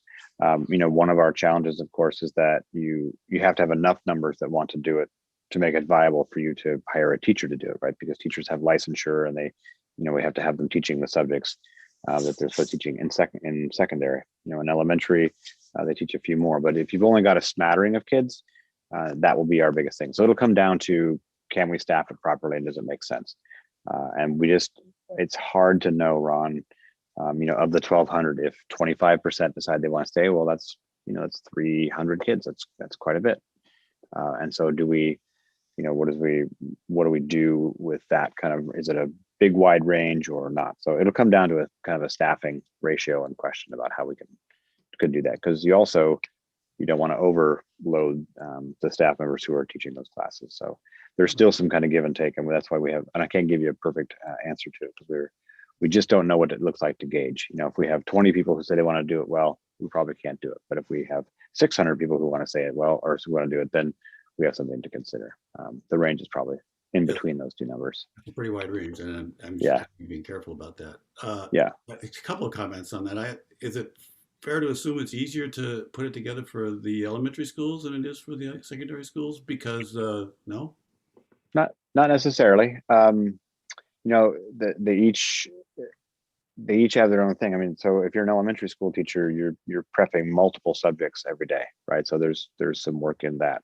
And we did a lot of strength in numbers this year by people sharing across grade levels across the district, for some of those things. But when you have every fourth grade teacher doing it, it's a little bit different than when you have just one fourth grade teacher doing it or two both. So there is also some capacity about overloading the teachers who'd be doing it. So if you have a couple of them, or do you look at just doing 2 grade levels and doing an AM and a PM or something of that nature, right? There's some opportunity there. So my other comment was observations I've had both from my daughter and others who are teaching in this environment, that there actually are some students who might thrive in the CDL because they're not having to deal with social anxieties or just being shy. Is that the same thing? I don't know. And so having sort of their own safer environment, I don't know, just not as complex of environment. Some of them thrive. So different students thrive, and then some who thrive in the social setting are not doing as well in the CDL. So I could imagine there actually being a significant number of people who might say, my kid is doing better in CDL. So yeah, we're trying to make sure we have something to offer for every student. And the COA is great for some students, and parents who have that more self-directed thing, who just need a little support here and there from a teacher. But there are other students who still need a daily lesson or an every other day lesson, and you can just use that boost. And you're right, there is a lot of anxiety. We're still coming out of a pandemic. There may be more anxiety than we realize. And so we want to make sure that we're thinking ahead, learning from our past, figuring out what looks best for the future, about what we can provide for every kind of kid. We want to make sure that we're available to that. So that's why the survey is important to us, to have an idea of scope, so we can plan for that. Anybody else have questions? I've seen several shaking heads, no nods. So I think we're ready to move forward. All right. So the monthly financial report, Nikki. Okay, let me pull that up here. So looking at the notes, one difference that you'll see is the amount due back to the state for the current year. We received a new estimate and our revenue went down a little bit, and our numbers, our taxes and whatnot have come in a bit higher. So that's up to about 640,000 for the current year.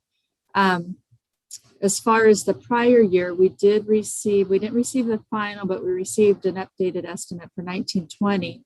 And I was estimating that at about 500,000 due back. And it's coming in closer to 460 to 467. So we'll be ahead of the game a little bit on that estimate. And then let's go down here. So currently there was a question around our ending fund balance during the budget committee meeting. So currently it's looking like about 10,388,000. But you have to keep in mind the 600,000 due back that we just talked about. that bumps that down. The other thing in here is, and I think I've mentioned it before in regards to the expenditures.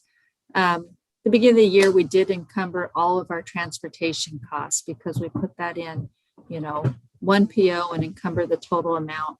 We're not spending all of that. So we're going to be ahead of that by a fair amount. So I think we'll recover that $600,000 difference. So, and looking to next year's budget, I'm hopeful that we will be over the 9.9 that I am estimating. So again, building a little bit of a buffer into that, into our 21-22 budget. Looking at our other funds, the new page that I added last month, just looking at the grant funding, right now we're in the process of catching up on our claim, not catching up on them, finalizing a lot of claims for this year, getting as much money in. So we do the final cleanup in May and early June to try to get all the revenue in for the grants. We have ESSER 1 funding that closes as of 6/30. We have some SIA funding that closes as of 6/30. So we are utilizing those funds to offset some of our curriculum and our technology purchases. So we'll be able to bump up that ending fund balance maybe a little bit more with the balances left in those grants. So when I was speaking to being conservative in the budget conversation, some of these pieces in here, I think will bump up that ending fund balance a little bit and give us a little bit more of a cushion. But we want to get a little bit closer to the end of the school year before I count on them. And then again, debt services, that's just the final payments will be going out in June. So you'll see that at that time. And then the capital projects, we've had a few payments go out. We're starting to get a fair amount of POs into the system for different services, for our planning services and different things. So you'll start seeing more numbers hit that fund as we move forward through the year. Are there any questions?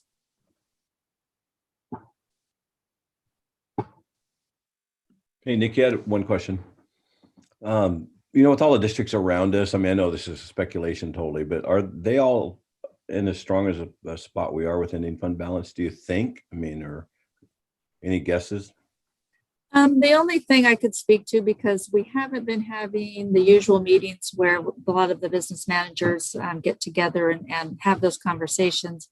I have seen some emails that a lot of districts are using those ESSER funds to bridge. And so that leads me to believe that if they would be making reductions had they not received the federal funding. They are probably in some enrollment decline, just like we are. Because that was a constant theme in the conversations when we were asking around. We have a group asking around, what all are you using that money for? What's your plans? We kind of share all that information. So it's very similar to us. No, thank you. Other questions?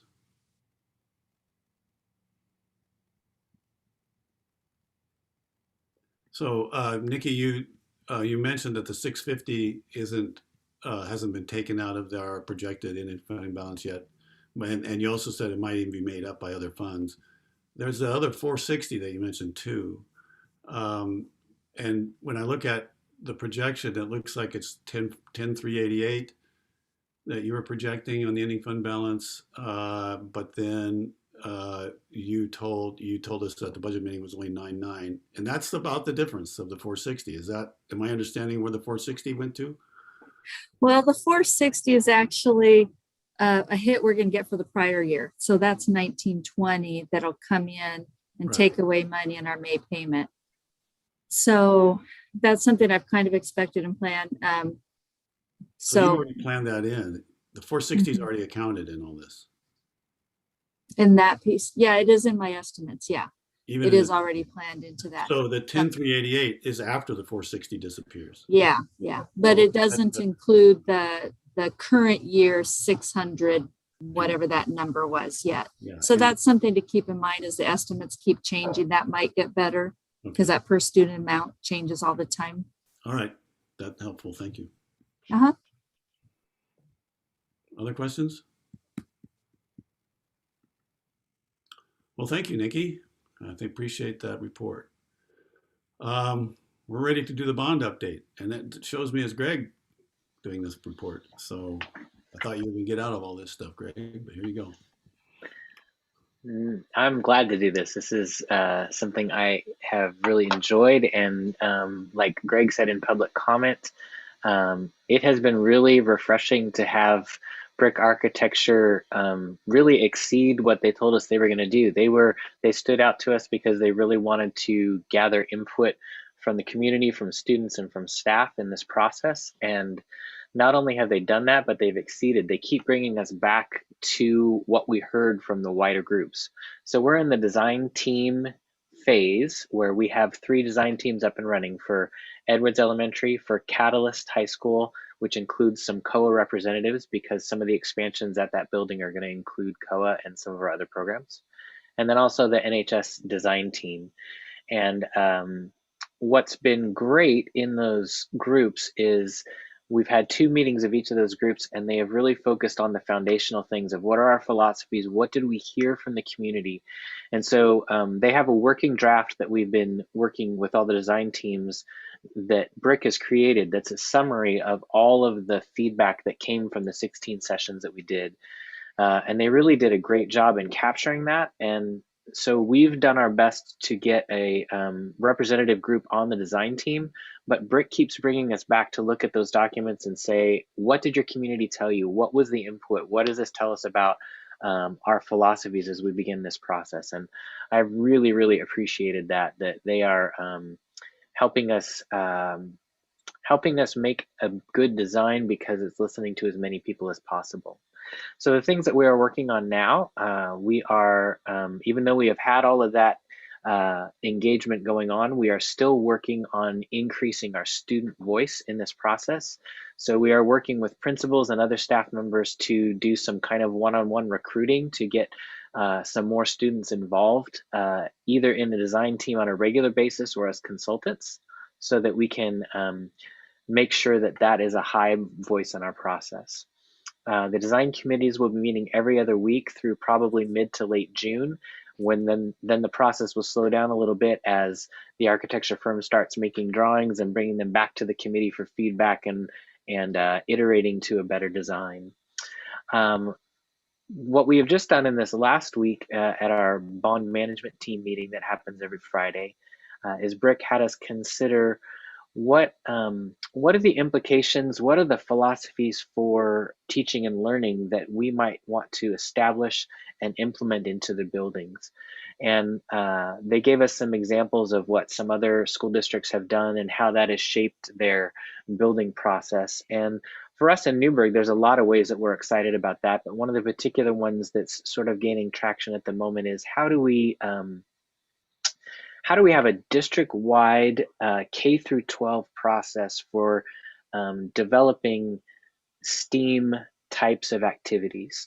That stands for the kind of science, technology, mathematics, and art, and getting a cohesive plan K through 12, because part of the bond dollars bring enhancements for that at every school, and we don't want to just build something. We also want to have a clear plan for how we're going to staff and implement a good program for that. So we're kind of at the beginning of stages of looking at a group that can be working through that process as we go.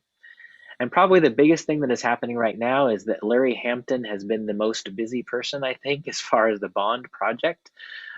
We have consultants coming in all the time to all of our different buildings because they're working really hard on nailing down what maintenance projects we are going to tackle this summer.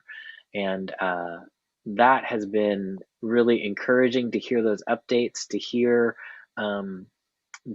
that Brick's original budgeting kind of ideas back in our bond development process are holding up, and we're not seeing huge overruns, and we're able to make some good solid plans to tackle the things that are on our list in the process of the whole bond, and to do some things this summer that are going to really make a tangible difference. The biggest things this summer look like some HVAC controls that are going to improve heating and air conditioning throughout our buildings, and doing the groundwork now to potentially have upgrades later in the bond process that will help our air quality as well. So excited about that, and about the potential of resurfacing the parking lot at Crater and at Chehalem Valley, which is really in need. So Larry has been busy and getting people up on roofs, getting people looking at our HVAC systems and all kinds of things under the ground and in the walls. So we're grateful for that. Our company that we have hired as our owner's representative is Cornerstone Management, and we work most often with Casey Cunningham, but they have a whole team in place, and they've been doing a ton of the legwork for us in bringing consultants in to look at everything, and they've been doing really important work, budget work for us, so that we are not just relying on brick, but we have another company that is looking at our interests in mind and double and triple checking everything with their own consultants and estimates.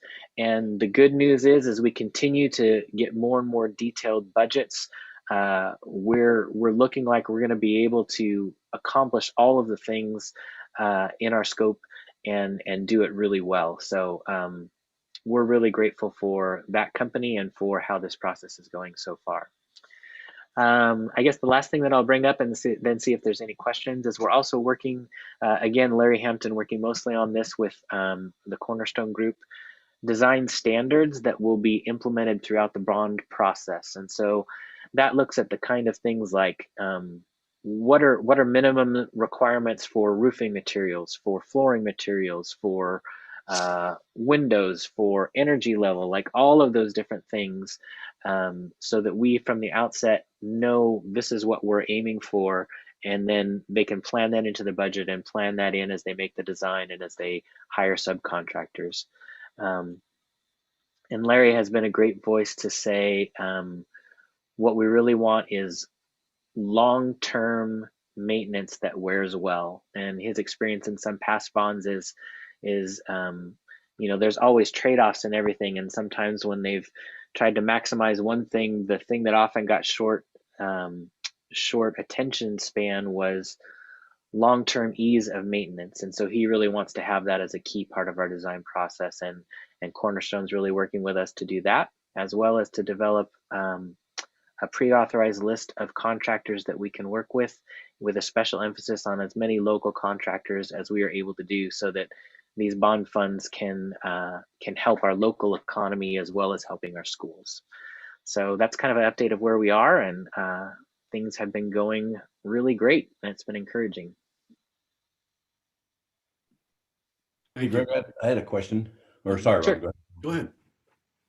Hey, Greg, what was the like? How much does it cost to do the whole Crater Chehalem Valley parking lot? Is there an idea? Let me see if I can find that on our sheet to give kind of the working estimate that we were working on.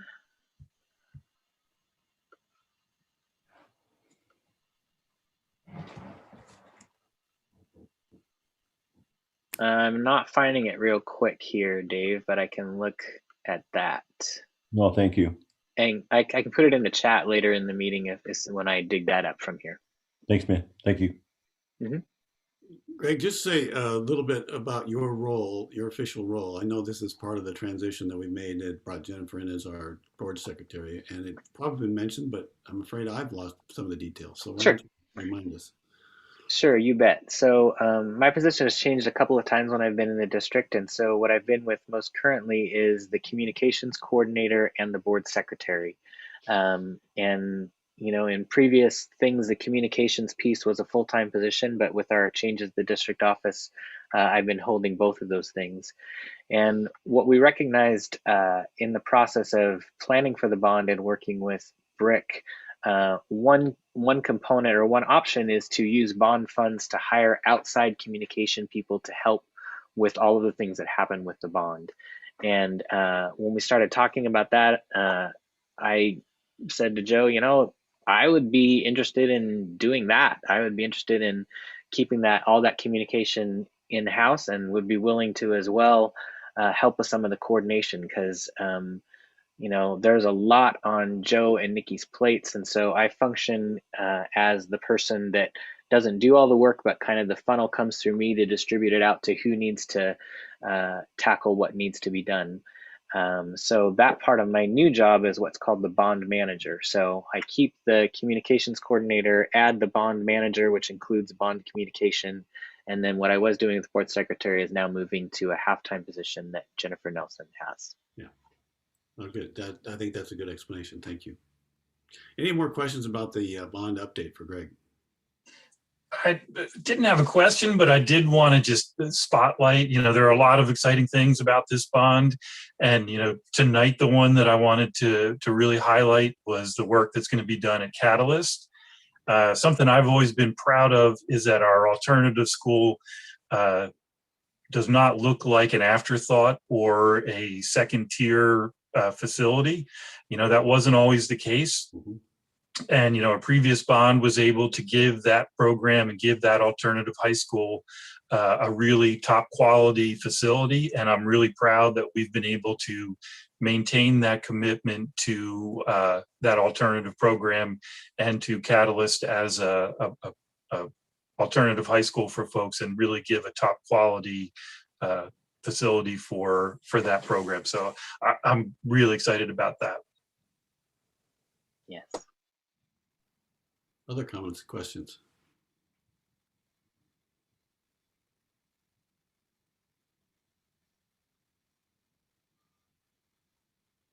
All right.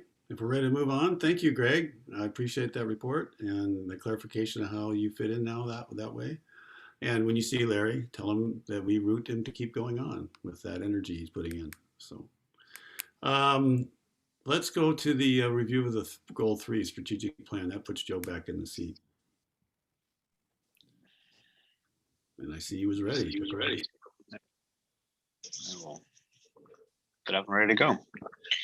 All right, so we are finalizing our first one, which is the value of enhancing the student experience. We've been going through each one of the parts of our strategic plan to kind of give an update and let people know where we are and the kind of progress we've made. As you know, we did this in the fall of 2018, which seems a bit like a lifetime ago. Part of the preparation for us to make any adjustments or move ahead with a new strategic plan, we thought it would be important for everybody to get a review. So tonight, we are still in one of our primary values, of course, which is the enriching student experience. We have gone through the student achievement part. We went through enhanced learning and development. And tonight we will talk about safe and respectful environment as the third part of the values in that first section. So our goal in this is to implement strategies that promote safe, respectful, and responsible students and support the overall well-being of all students. An explanation that we put, and this is all within the strategic plan, the explanation for this is that we want to ensure that students feel safe, valued, and active members of the learning community while providing supports for social and emotional health. And so I think we've done an incredible amount of work with this, with a range of partners that I actually need to probably use Dr. Neff's slide where he has all of the partners all put together and kind of how they're tied together.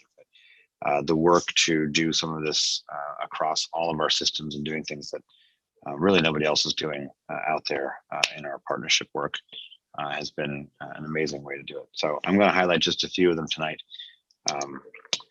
The other things that we've been doing about are promoting inclusion of all students and providing equitable access to engaging and powerful learning opportunities.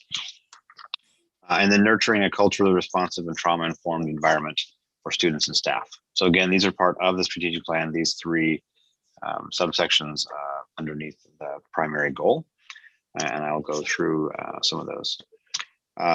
There's the other one, sorry. And then cultivating mental health partnerships, supporting all students, proactively teaching skills for social and emotional health. So I'll start first with elementary. They have done some pretty amazing work. Some of this is pre-pandemic and some of the stuff is during pandemic. So we started to move when it came to behavior. We were working more toward restorative circles and class meetings. We did training across all of our elementary schools in PACS. You probably remember the conversations around PACS, the good behavior game. We also implemented PBIS in several schools on a school-wide basis. We did character trait assemblies, developed a wellness center to support social emotional strategies. We partnered with the Lutheran family group to have a counselor and a skill builder. We changed the way that we were doing our structured learning centers and life skills classrooms. I think it's important to recognize that by pulling students out all the time, they're not getting to fully engage in the school experience. And so one of the primary things about inclusion is that students should be included to the extent that they are able, and then we give them additional support along the way to be able to do that. But it's important for students who experience some kind of a special need to experience what other students are experiencing. And at the same time, it's also important for our students who don't have those things that they may be experiencing, that they get to be connected with their peers who do. It's a great way to create some empathy and some understanding. Also, looking as they built schedules, this is one of the things that is an amazing part of doing an elementary schedule is you have all these little pieces that kind of have to fit in together when it comes to making sure that there are opportunities for students who are in special education, students who are in English language development, that we're not just pulling them out of all of the things that are core learning time, that we find ways that we can make sure that they can get the services they need. We've added some counseling staff. We've tried to bolster the support across for all students in regards to social emotional learning. It is, of course, easier to do more of that when we were in person, but we did work on that during the pandemic as well. We did create mindfulness rooms across all of our elementary schools. I think we've talked about them before, pretty cool little spots where you can, students who are dysregulated can go there to calm down, to find a kind of place where they need, they come in, they mark how they're feeling then, and then as they find ways to come back to being regulated. I think that's one of the important learnings for students who deal with dysregulation, is to be able to find ways, strategies that work for them. Occasionally having another spot for this, for them to do it in the school is the right thing for them. And so our elementary schools pushed ahead on this and really made some nice mindful rooms for kids to take those timeouts, to figure out how to get themselves back and being regulated, and then could get back in and continue learning in the classrooms. So a lot of work around mindfulness rooms. This quote came out of Ewing Young. I think direct counseling support has been a huge thing for them. I think that maxing out the amount of students that they have slots for mental health support, I think it's important to remember that we did some partnerships across with interns from George Fox and with our partners at Providence and Lutheran Community Services to provide additional mental health and social work support at every one of our buildings. And so we were kind of way out in front in that one to provide those things because we know our students need those. So Ewing Young was mentioned that one. Creator has done a huge amount of work in the PACS training. As I mentioned before, they're using PBIS school-wide. They have a wellness center. They did partner with Lutheran Family Services to provide in-school mental health services on the skill building. And then utilizing some of the SIA funds, and we've also added a half-time school counselor there. So again, each one of these schools kind of taking it on a different way. I'm not just choosing my favorites, I'm just choosing from a list of folks who we had asked our principals to put these together for us. And so they have some larger quotes that we thought we'd talk through. Over at Maple Rush, they have also done, as you can see, very similar things in the PACS training using PBIS. In addition, they're also doing the development of a wellness room. They've done some collaborative problem solving training, and then learning to work with students who've experienced trauma. I think the in-school mental health services and skill building support has been huge. As you can see, 2 or 3 of the schools, elementary schools, have mentioned those as well. Moving to secondary, a lot of the work around creating this opportunity for students is so that students understand you know, the skills they need, the attributes and habits of mind that align across our grade level 6 through 12. And Greg actually mentioned it earlier when we were talking about our CTE program. And as we start to think, how does it connect to our STEAM in the younger grade levels? And all of that kind of develops into this portrait of a graduate work that NHS has been involved in for a while, to kind of understand the whole child. So it is about academics, and it is also about hands-on learning, and it is also about social, emotional wellness, and being able to regulate. So all of those things kind of come together, and that's part of their portrait of graduate work they've been doing. The secondary schools did choose the Character Strong curriculum. It's been implemented in grades 6 through 12. They're doing it through their advisory program. A lot of really positive feedback on that. I think they've enjoyed having something that's pretty structured, lots of additional materials that they can use, and it's a well-respected program across the country. So that's been a great addition for us at secondary. The Wellness Center, I think you've seen a lot of work that the Wellness Collective has done on our behalf. I would be remiss if I didn't mention the Austin Family Foundation and their contributions to funding and developing this Wellness Center at the NHS campus. Mental health is a huge thing across all of Yamhill County, and I think it's been great to see what the partnerships that Dr. Neff has helped champion throughout this whole process to bring those services into the building at the point of most need. And so that's really been a huge deal to support our health and wellness across all of our students. And we'll be seeing, I expect, a significant increase in that in this coming school year. We did a large process. I think this was pre-pandemic, if you'll recall, about My Future, My Choice at middle school, 6th grade or 7th grade. So we partnered with students across the grade levels to lead these meaningful conversations. We went through that process through a series of, I think, 3 or 4 meetings, if you'll recall, in the public. Secondary schools have also have an active partnership with the Lutheran Community Services, therapists, outreach specialists. We also have some liaisons and social workers to connect with students. LCS has really been an excellent partner in providing some of these services, and will continue to do so as we talk about our SIA funding coming up in our next few meetings as we talk about those.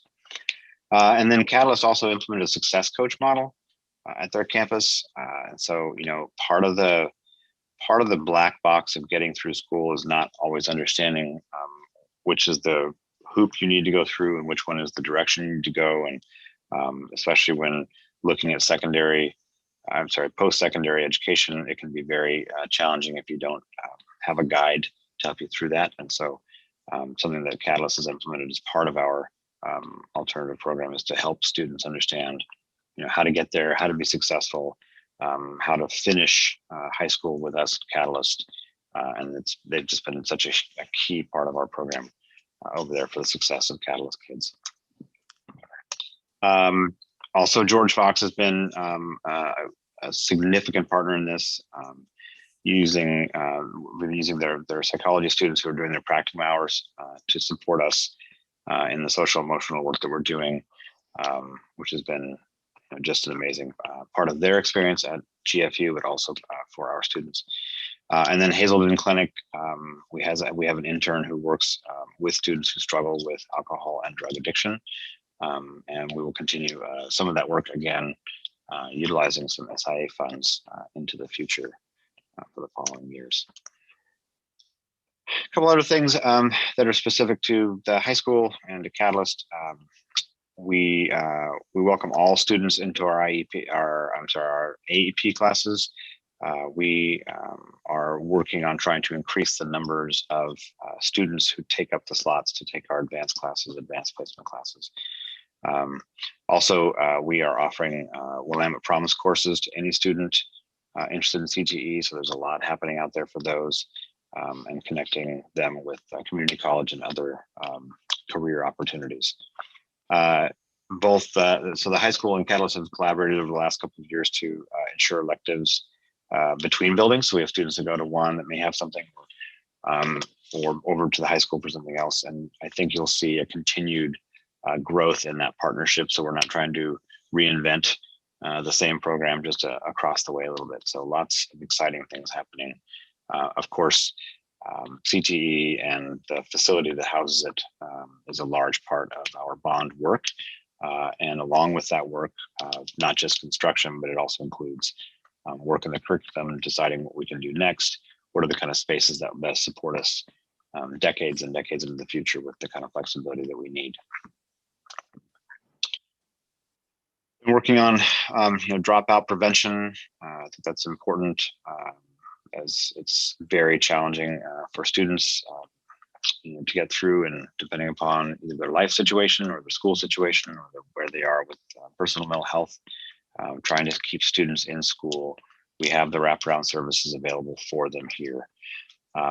We additionally have fully volunteer supported and paid for resource rooms, which happen at every school. So those are everything from food and clothing to basic school supplies.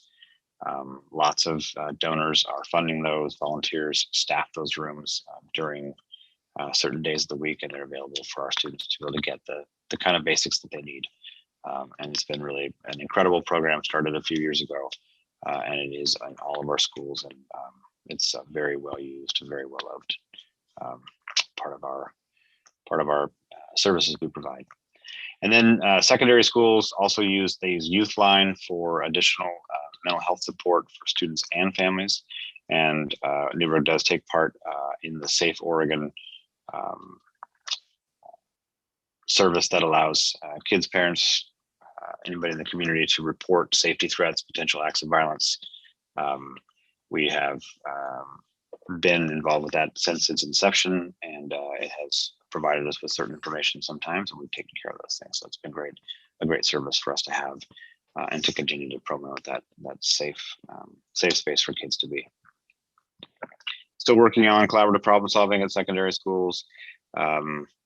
It's interesting when you're trying to help staff learn to deal with students who are experiencing some kind of grief or loss or behavioral challenge. And so been working a lot with the CPS stuff. Additionally, the Newberg Public School staff offered a mental health first aid class for our Latinx parents and families in Spanish. So it's youth mental health first aid to increase access to that kind of a program for more parents. I know we've done it in the past in English, and then more recently we did this one in Spanish. And then, just one little final plug. I can't leave our tech folks out. Throughout the whole pandemic, we made sure to get every kid that we possibly could get connected via hotspots. We got them connected. Our tech staff drove to people's homes sometimes to help them get it set up, to do troubleshooting remotely across hundreds and hundreds of these hotspots. I'll probably get the number wrong, so Luke, you can correct me, but I think it was 800 to 900 of these things that went out the door. Really an important part of helping us get kids connected. And if they couldn't, then we figured out ways to get them to school, to get them online. When we started Lippy, that also helped. But just a lot of work making sure that we were able to connect with families. At the outset of the pandemic, of course, we went to providing Google Voice numbers for just about every staff member.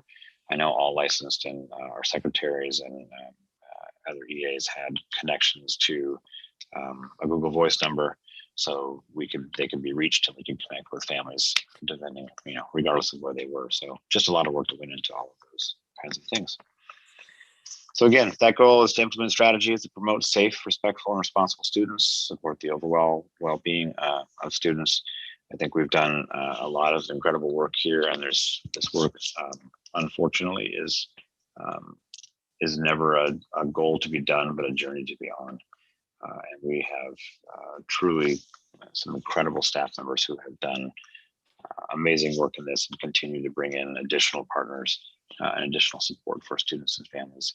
And there will be more in the coming months. You'll hear from our additional things we'll be doing as we come up next year and the year beyond. Okay, I will stop there. See if there are any questions. That was a lot of information. I'm sorry. I tried to whittle it down a little bit, but I didn't whittle too well. Yeah, oh shoot, I'm getting an echo. So I'm going to make this fast so I don't drive myself insane. I was struck by the bullet point about having an open door policy for advanced placement classes, because that seems contrary to the idea of an advanced placement class. And I don't understand how allowing a student to enter a course for which they are not fully prepared is setting them up for success and engendering well-being. And it also doesn't seem that that would be beneficial to the class as a whole, because if a student is in an advanced placement class and is not prepared for that, that's going to drag down the teacher, because they're going to spend all their time with that student, and the students who are supposed to be benefiting from the advanced placement class will not get the attention that they should be getting in that class. So can you respond to that? How does it relate to safe and welcoming? Justify that decision for me. The things that happens with AP classes often, and has happened in the past, is that we create certain false barriers to get into them. So one of the challenges around just grades in general is that grades aren't necessarily a reflection of what people have learned. It's more often what people have done. Advanced placement classes, AP's classes specifically, are around preparing students to pass a test, essentially. So they're to pass an advanced placement test in order to gain college credit. And so one of the things that we often do is deny students access based upon whatever grades they may have had in the past, or teacher recommendation because they're not ready, or I don't think we've done teacher recommendations for AP classes, but the AP course specifically is around preparing students to pass an exam, a national exam by the College Board.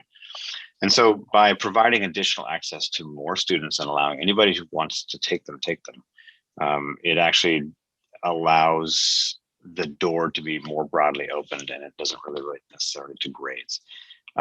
If you'll remember you might not remember, but I did a report last year during my evaluation to show one of the challenges that we had was that we don't actually have very many students who are taking AP classes or advanced classes. And that was one of our goals, is to try to reach more students, to give more students opportunity, because we don't have that many doing it. So it doesn't necessarily drag down somebody because a teacher spends more time on. The AP class itself is very directed on a schedule. And then again, it prepares them for a test that's taken, at a nationally selected time. So I think that providing more access to more kids is actually really important, and allows them to give it a shot. If they decide a semester, like some of us decided that AP wasn't right for us, we just go on to something else. But I think that by creating barriers based upon something as simple as a grade in a prior class is not a great way for us to increase the opportunities for all kids. So I have a question along those lines a little bit. During the search that ended up with you, this is public information. One of the candidates was from the Corbett district, where they were at that time requiring everybody to take AP classes. And the controversy there was some parents didn't think that was the best thing for their kids, but it certainly was not a selective policy. Do you have any experience with anything like that, or do you have any information as to what that does to the overall achievement when they open doors that wide? The kind of model they were following in Corbett was the idea that, and I tried to speak to it very eloquently, but the idea that the more students who have access to this, the more students you'll find that are actually good at it. Yeah. I think the requirement to do it, the challenge in AP classes, and I don't want to get into a major curriculum more here, but AP courses are very structured in a certain way, and they may or may not be the best curriculum. Now, they are advanced and they do some other things, and they have their own way of doing things in the curriculum, and we can argue the finer points of those. So I would wonder about if that's the best thing for every student. I think it's a good thing when we provide additional access. And I understand what Corbett was doing and saying, we can provide the supports for every child to do well in this kind of a class. And I want to separate the learning from the production, right? So sometimes you learn things and other times you just produce things. And so I think that's that part of their conversation. I think it's an interesting concept. I couldn't see us ever requiring everybody to take AP, but I could certainly see us unrestricting, and that's I think what our high school has done. Let's not restrict as many students and see if we are missing some of the students who really wish to take them. Like, I just didn't like freshman history, but I'm going to take AP next year because I happen to have a reading level that's, at a master's plus, and I'm just bored with X, Y, or Z. So I think their idea, their main concept was, let's not miss out on helping every kid get there. And you see that in some other schools where they're doing some turnaround where they decide to make every kid take AP, or they'll make a radical change like that. I think our approach is a little more measured, but I think it's actually a great way for us to get more kids. Thank you. Chip. Can I ask when that policy of open door for AP classes was instituted? I actually have no idea. I don't know if it was last year, year before that. I couldn't tell you when they made that switch. I can ask and find out. We get data that shows us how it's been performing over time and information on when that switch was made. Because, if everyone in that class is succeeding in that class, great.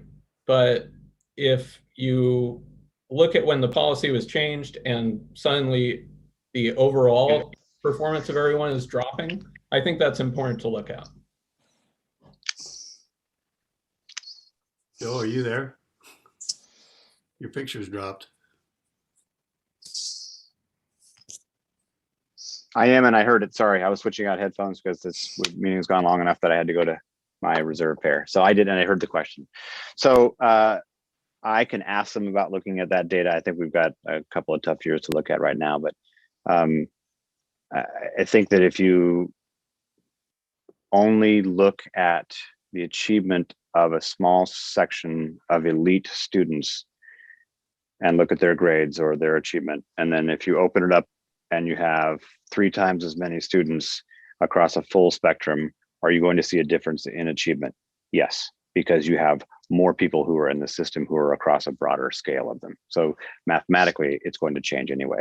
You could not say, you might be able to look at only your most elite students and then a couple of other most elite students in a few years later, even though they wouldn't be the same students. So scientifically, it wouldn't totally work out. But you can kind of say, are our most elite students still achieving at the same level? And is that the question you're asking? Or are you looking at the class as a whole?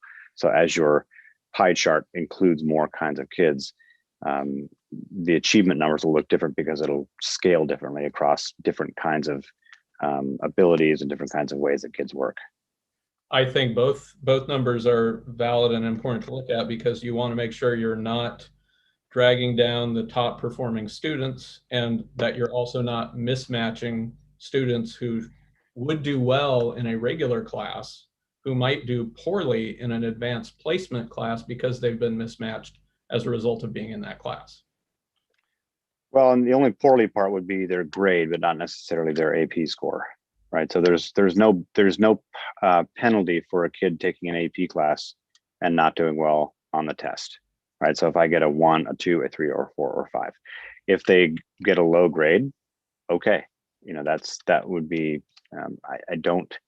I don't think we try to hang everything on exactly what their grade score is. I do think that they'll probably, if you're working with a kid who's not doing well, you'll help them get to a different class. The other thing about very high achieving students, especially in AP, is that they're exceptionally self-directed. They do well in autopilot. They do well by getting all the information, reading it, and producing it. And there are different kind of kids across every classroom. So I would be shocked to see that our most elite students would be dragged down by having some students who weren't quite at their level in the same class, whether it's literature or history or calculus or what have you. Some of those classes, like AP Calc, A or B, you'd have to be able to even understand the math to be able to start it. But if it comes to, literature or history, if you've got an interest in that, I think they can take it and do just fine. But your their highest achieving kids are often the most self-directed and aren't going to be thrown off course by having students who aren't quite as good at it as they are. And it might be helpful, just to give you time to ask the high school for a little bit of information, and then, Sure. Folks can make whatever conclusions they want to make after we have some more information. Yep. Hey, Joe, I had a question. Yep. You were talking in the earlier about staff training. There's PAX and PBIS. What are those? So PAX is the good behavior game. So it's something that we've been using at our elementary schools for helping students regulate themselves, understanding what's okay and not okay. It's a whole class kind of a behavior process. So it works on helping all students across your classroom regulate. It's been a fairly incredible program, and we've been doing it at all schools across all grade levels. So we did PAX training and got all of our staff trained in that. PBIS is the positive behavior intervention support. And that's also used at elementary, but also in middle schools. And so when you look at how do you do, so often when you look at behavior, people often focus on how do I punish bad behavior. So PAX and PBIS are the other way, which is how do you reward good behavior as modeling for good behavior. Are there still consequences for bad behavior? Yes, but PBIS is about, and especially works well at the middle school because as anybody who has had or does have middle school students, they're a different kind of a challenge. And so working on rewarding their positive behavior as modeling for themselves and for others. So those are the two programs. So positive behavior intervention support, and PAX is Latin for peace. And so that's no, I appreciate that. for those. I just didn't know what those Yep. were. Yep. My last question was, it'll come across kind of tough, so I'm not trying to ask it that way. It just seems like going through a lot of stuff. I know with COVID, it's beyond crazy. Everything's been taken completely out of normal. But it seemed like I was kind of curious. And I know you probably couldn't answer this tonight, but it'd be nice to know what our percentage of students. It seems like we talk a lot of. I feel like I'm talking more about a mental medical health institution than I am a school sometimes, and it's like we're doing a lot of stuff there. I mean, are we at a pandemic state with mental health in our schools, or are we talking about 20% of the kids? Or are we talking about 70% of the kids? I mean, I was just kind of curious because I know we're creating a lot of good partnerships and people are stepping up like Fox and different things like that. But it seems like, are we having just a crisis on our hands? So I won't give you a number tonight, and we can come back and talk about more of those, but I will give you a couple of data points. First of all, Yamhill County actually has been this way for a very long time. So there was a book that was recently written by, I've forgotten his name now, but he grew up in Yamhill, and it's all about the kids who rode his bus when he was a kid, when he was growing up out here, and that essentially all of them have passed away by now. And he is, in late 40s, maybe mid 50s, and that some of the things that were hard living in Yamhill have continued to go on. Did somebody put it in the chat for me? Somebody help me out. There it is. Nicholas Christoph, Tightrope. Thank you, Greg. All right. That was, it's something that has been going on for a long time. I know that we had, and this precedes me, that we had student deaths by suicide several years ago. And that really shook, I think, this community a lot, as it should and as it would.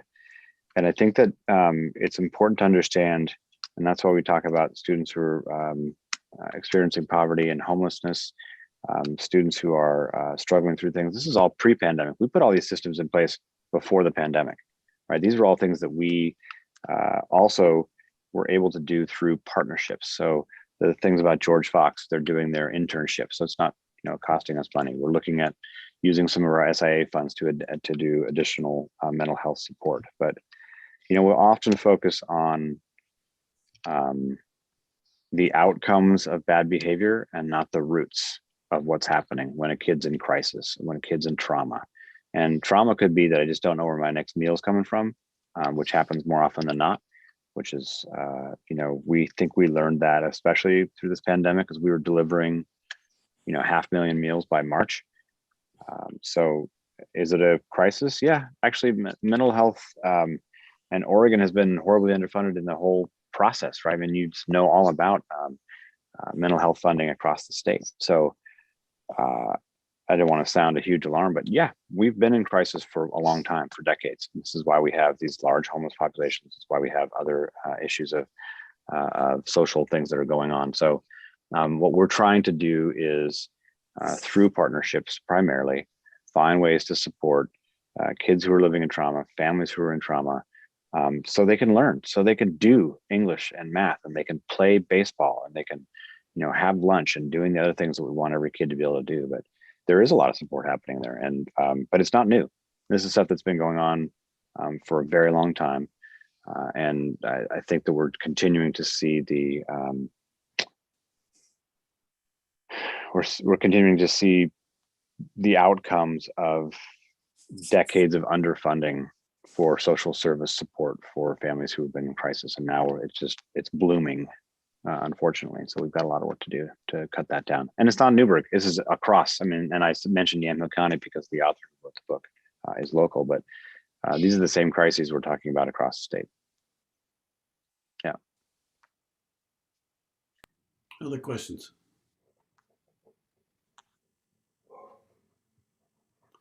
You've presented slideshows to us these last three presentations, and are you keeping them, or are they going to be available to us someplace? There's a lot, as you noted, there's a lot of information in these, and since this one wasn't in our packet in advance, I couldn't digest it then. So if those would be available to us, or someplace where even the public can get them, I'm wondering if that can be managed. Yep, we can do that for sure. When Joe gets it to us, I will get it out to board members and post it on our website where the agenda and the packets are for the public to see. Perfect, thank you. Any other comments? This is when we scheduled our break. We were ahead of schedule for a while. Now we're 3 minutes ahead of schedule. So you can have an 8-minute break as a reward. And so we could get back at 8:40. That would be good. And then we'll be on time to start our discussion about the evaluation process. Thanks, just for an 8-minute break.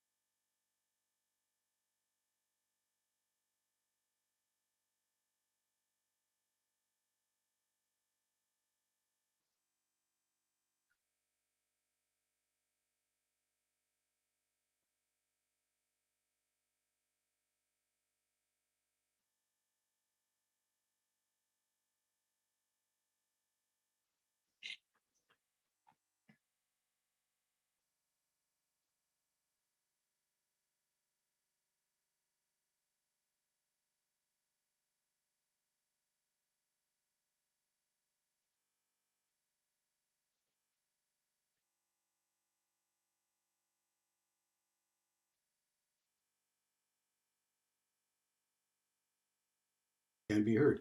Is Inez, Dave, or Bob, or Brian available just with their camera off? It's 8:40.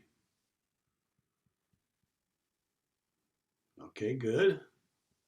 Still looking for Inez, Dave, or Bob. All right. It's going to be a race between Dave and Bob. It's not a very exciting race. We can't see what's happening. Bob is already on there. Well, I don't see him. Oh, he's down here. He has two. I'm having connectivity issues, so I've got two devices going. Oh, Bob. They gave you twice the chances. All right. Well, Dave's there already, so we did it long enough for everybody to get here. Good. So we are on the timeline and structure for the superintendent's evaluation. Brandy was going to present this, and I'm afraid I don't know a lot. I don't know what I need to know to do a good job presenting this. I'm going to need some help. We did decide last meeting to let's see, we decided last, it says, I'll just read it. Board committed last fall to deciding on the superintendent timeline and process this spring, which is what we're doing. So the superintendent could know what to expect and we'd have a clear understanding of what we're evaluating. And maybe having the personnel committee to take a more stronger role in this to make sure that happens because the chair and the vice chair let it slip this year.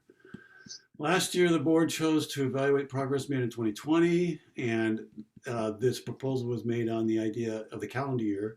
This proposal was made on the idea we continue that in for the next one, evaluating on 2021.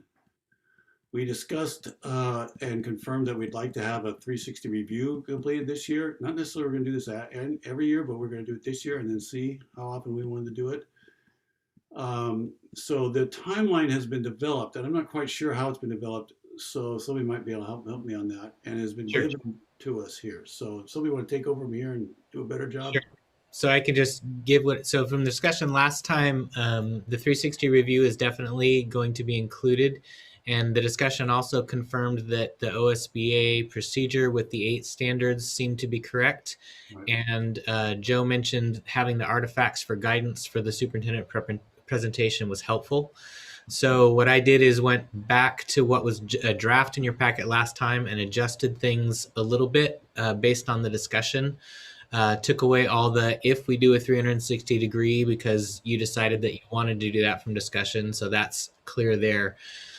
So what I put in the packet there about confirmation is that there was discussion and a bit of disagreement about what period of time you wanted to have the evaluation cover. And if there's going to be a presentation on progress in December, the recommendation in this packet would be to have that be for the 2021 calendar year. And so if the board desires instead to do a school year process, you would need to redesign the whole calendar as part of that process. So that goes back to the previous superintendent was evaluated on a school year, and the only way to do a full school year and do the renewal in March meant that you were in the middle of year A, you were actually evaluating year A-1. And I remember board member feedback at that point was it didn't make sense. Why were we evaluating something that was so far in the past? So we just have that hiccup or difficulty with the contract renewal needing to come in March. That sort of begs this kind of timeline that has an evaluation on a calendar year. If you want to do one based on the school year, you would need to just decide how you want to adjust the calendar in that process. Yeah. So there's some details in here we want to talk about, but maybe it would be good for us to settle as a board as to the time frame we want to use. And then we could go into the details on this. What views do we have on the board on this topic? So I have a quick question on the contract renewal piece. Is there some sort of statutory reason we have to do that in March? No, well, there's a deadline in March, but it doesn't mean we have to do it in March, I don't think. Joe may know more about this than I do, but my experience is that the reason it's timed at that point is the traditional hiring season for people is in that time frame, and that we're trying to get contracts aligned with the hiring season. So we're not trying to hire when there aren't any candidates. and we're not trying to leave our superintendent out of work for 6 years or something. So Joe, do you have more you want to say about that? Yeah, we actually renew, we're required by law to renew people's contracts in March. And so we do that. I think it's March 15, or I can't remember exactly the date. And so the superintendent contract aligns with that same timeline. So it's actually in the contract to do it at that point. It has been in our contract, and I understood that March to be a deadline that we could, if we wanted to, I suppose, do your evaluation in October and then let you know then what your fate is. But it hasn't been done that way because it's difficult to do hiring and stuff. Correct. Yeah. So that's the one that we do all other personnel is by March. That's why the March meeting you have, or the February meeting, we have all the contract renewals that come in for the board to vote upon, which we did last month. So we're synced up with the rest of the staff and everybody else. Correct. Yeah. It doesn't seem like there's a ton of benefit to having your contract synced up with the rest of the staff, since you're the only person we hire. Well, I think the deal would be different. Go ahead, finish it. I thought you have an objection, Joe, to us changing the date at which we renew your contract to the fall, so that we could start looking at a full school year instead of a calendar year, which is 2 halves of 2 different school years? Yes, I do. So the reason that it's actually done in that spring is if that you are dissatisfied with my performance at that time, that would allow also me to find other work. And so it would be something that I would not know until the following fall, which would put it into a bit of a stranger timeline. So I think that's why it's probably always been in there. It's actually, I believe it's actually in my contract, and that's why we've actually done it this way to match with everybody else. So I think that'd be a fairly significant change to that part of the process and to the way that these are set up.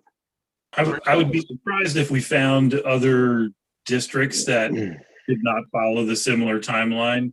And I think we'd put our district at a disadvantage if we had a superintendent who was out of sync with the rest of the hiring calendar for superintendents. We'd put them always on edge that they were going to be left with a 6-month or longer gap when they were unemployed. But isn't he on a 3-year contract that we renew every year? If we wanted to buy out a couple of years, that would be a really expensive choice for the district to buy out an early contract. That sort of belies my point that he's not actually that at risk. Well, just a second. The way that we do it, just a second. Greg, I'll be talking to you for a second. The way that this can't happen. I mean, some districts have got the end of their evaluation said we can't afford to have a superintendent here, and they let them go, and they eat the couple of years.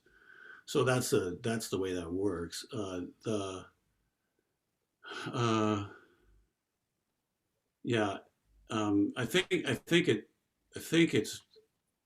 guess I'm having trouble imagining how we would manage it if we were on a different cycle. I would imagine, again, it would put us in a position where it would be difficult for us to gracefully part ways with a superintendent who we weren't upset with, but just wasn't either moving in the direction we wanted, or they chose to move on. It would put us at a disadvantage in hiring the next superintendent and retaining our current superintendent. Greg, did you have a comment here?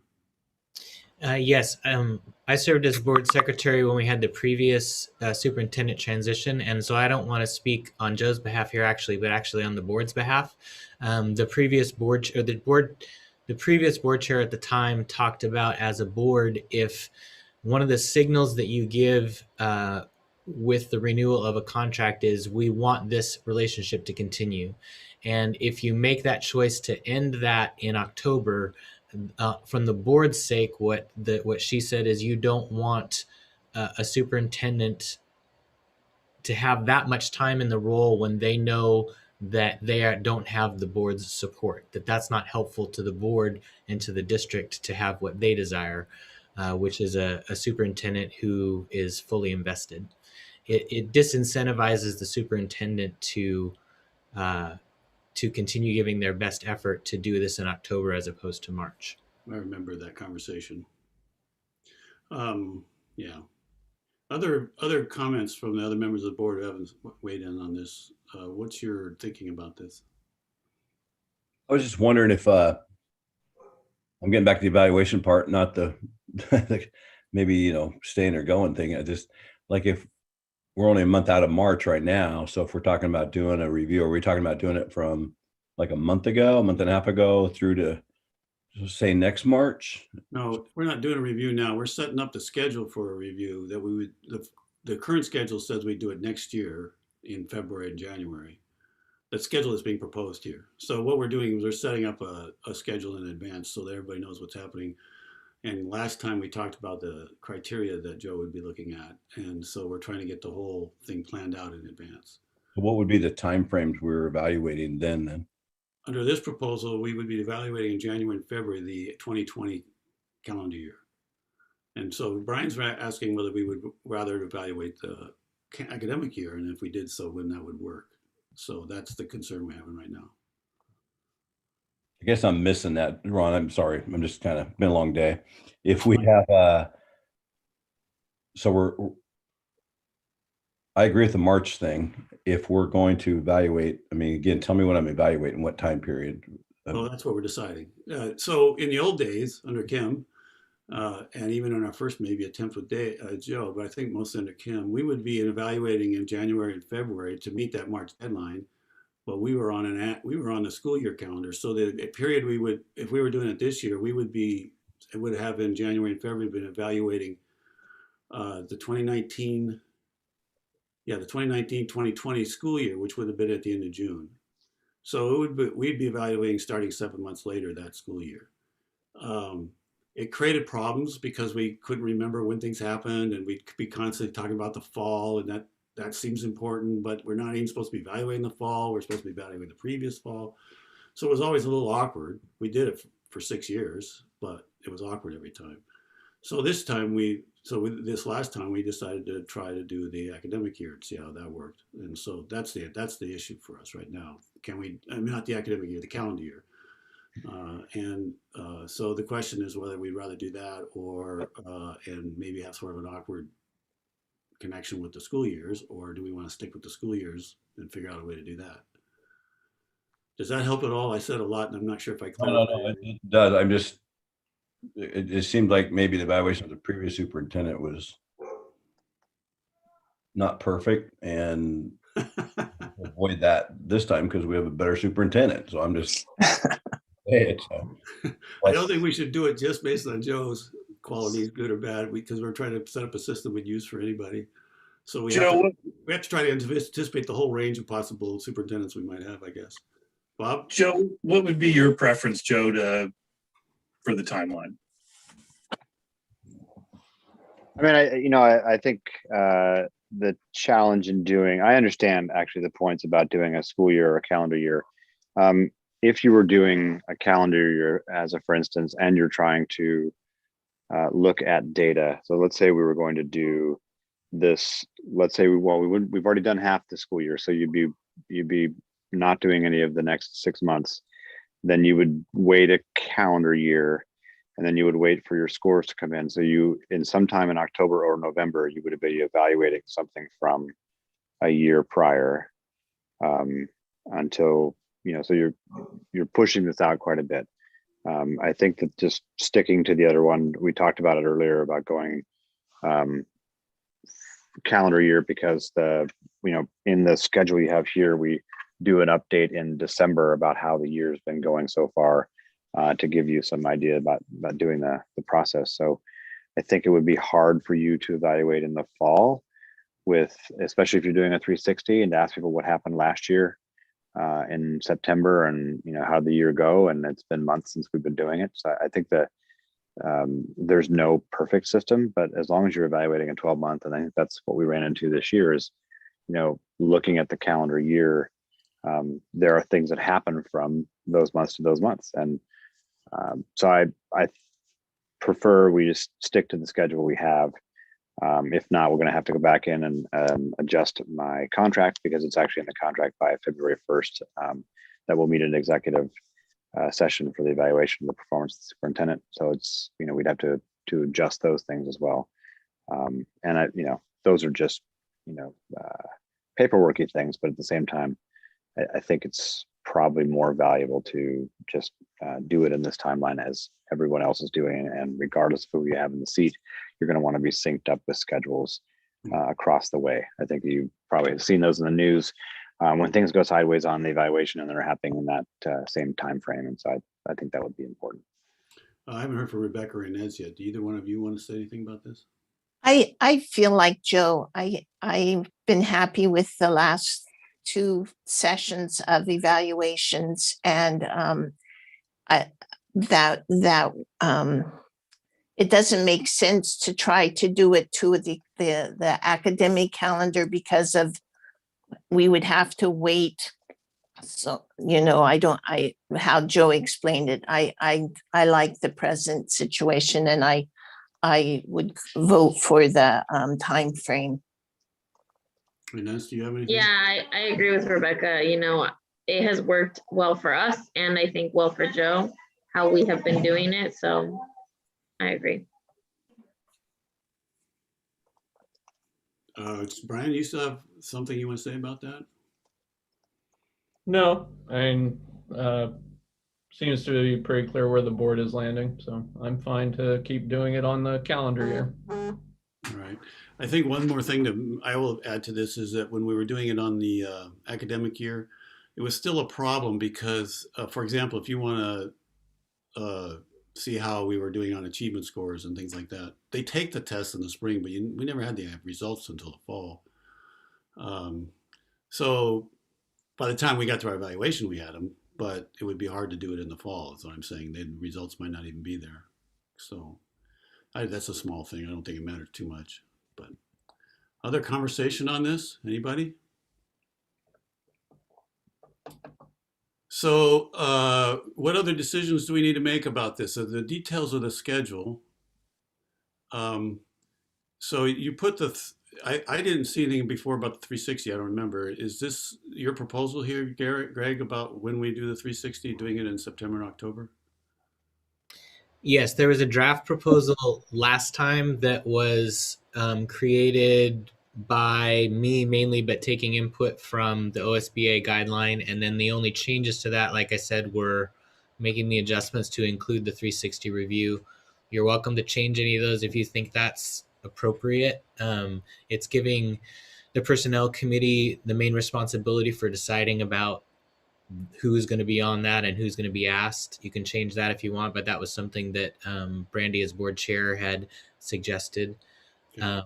So by approving this with this motion, you would be approving the criteria outlined in the OSBA process. That includes the 8 standards and the process of evaluation by board and the presentation by the superintendent. And then you'd be approving this timeline with these steps in place to carry out throughout the year. So it gives a roadmap for the personnel committee to work through. I just wanted to see what the board thought about putting the 360 in October, September and October. So it'd be a different timeline than everything else. I don't know that we can do them all at the same time. That might be the issue, but I just want to know if anybody had some thoughts about that. How long does that process take? I think my only thought there is that, the school year for parents is just starting at that time. And so people won't really have a sense of how things are going if we do it in September, because things literally just started. For that year, yeah. Other comments? Well, I think this September is just a guideline, right? And that it gives the committee a time to start for. It says it conducts all interviews. Conducts all interviews in September. My only concern about this is that it's not. I don't think it's a huge one, but just it puts their work in September and October, and then we do our work starting basically in December and January. Then in January, I don't know nobody wants to do 360 reviews in December. I'm pretty sure that's clear. That'd be a bad idea. But I'm wondering if it should be nudged back a month or maybe even 2 months, so that the interviews are being done in this October and November, closer to the timeline of everything else. Again, I'm just curious. This is not a position I'm taking. I'm just wondering. I would think that makes sense. What do other people think? Is there a reason, Greg, that you know of for the September thing that I'm not thinking of? Primarily recognizing that's going to take a lot of time and energy and effort from the personnel committee, and then the personnel committee is also the one who's going to turn around and make sure that all board members do the evaluation process. So it was just trying to not put all the work of the personnel committee into 1 month. Well, but if you want to do it, that's up to you to do. And your compassion is remarkable. I'm not sure. Maybe I'm just less compassionate. Other views on this? When the personnel committee makes their recommendations and everything like that, are we gonna get that as an entire board and have that big discussion as a board, and then make our decisions from there? We get it before the process is over, but I'm not quite clear when the personnel committee gives it to us. I'm not actually sure if when I want that compared to when we are doing our own. I guess I want it before we do our own. That's good information. We need it, don't we? So in the packet, the superintendent gives a progress report in December. The first executive committee meeting in January. The personnel committee has compiled all the standards. You've already done your form yourself. So you've done the form without seeing the results, but then at the first meeting, you compare results that you've given, and you also see the 360 results. Oh, so we see them. There is plenty of time, as we did this year, to change your own evaluation, or as you're coming up with the group evaluation process, which is what happens either in that first executive session or in that second one where you meet without the superintendent, and then in February you present that to the superintendent. Right. So it seems like, Ron, it does the win-win of what you said, that you get to give your input without being colored by 360 reviews, but nothing is compiled and decided for sure until after the whole board has seen all of the process. Right. This year didn't we do some of our own before we heard Joe's report? I think we did. And then we Yes, you did. And you would this time as well, because November you receive the evaluation portion, and the personnel committee establishes a date for submission, so they could decide whether that's before Joe's presentation or after. We're going to receive the standards in November. Yeah. So we could be thinking about it. I get it. So the idea, we could be thinking about it, but we don't nail anything down until after the 1st of January. Look, we get the superintendent's report in December. I guess that's so he doesn't have to spend his Christmas doing his report. I don't know. That might be reasonable. Also, so we can get that work done by the middle of February. I think the deadline's in the middle of February, not the 1st, isn't it, Joe? Yeah. Or it might even be the end of February. I can't remember. It's not the 1st. I don't The think. place where it was in the contract was needing 6 months from when the criteria was established. So the original reason that got in his contract was when we had decided it was coming. So the big crunch is the March 15th. And so this schedule gives plenty of time to have the board have it done in time. And the reason for the superintendent presentation in December was not the Christmas holiday thing. That's what's recommended in the OSBA evaluation. I was just taking it straight from there. Okay. Just listening to hold on a minute. I'm sorry.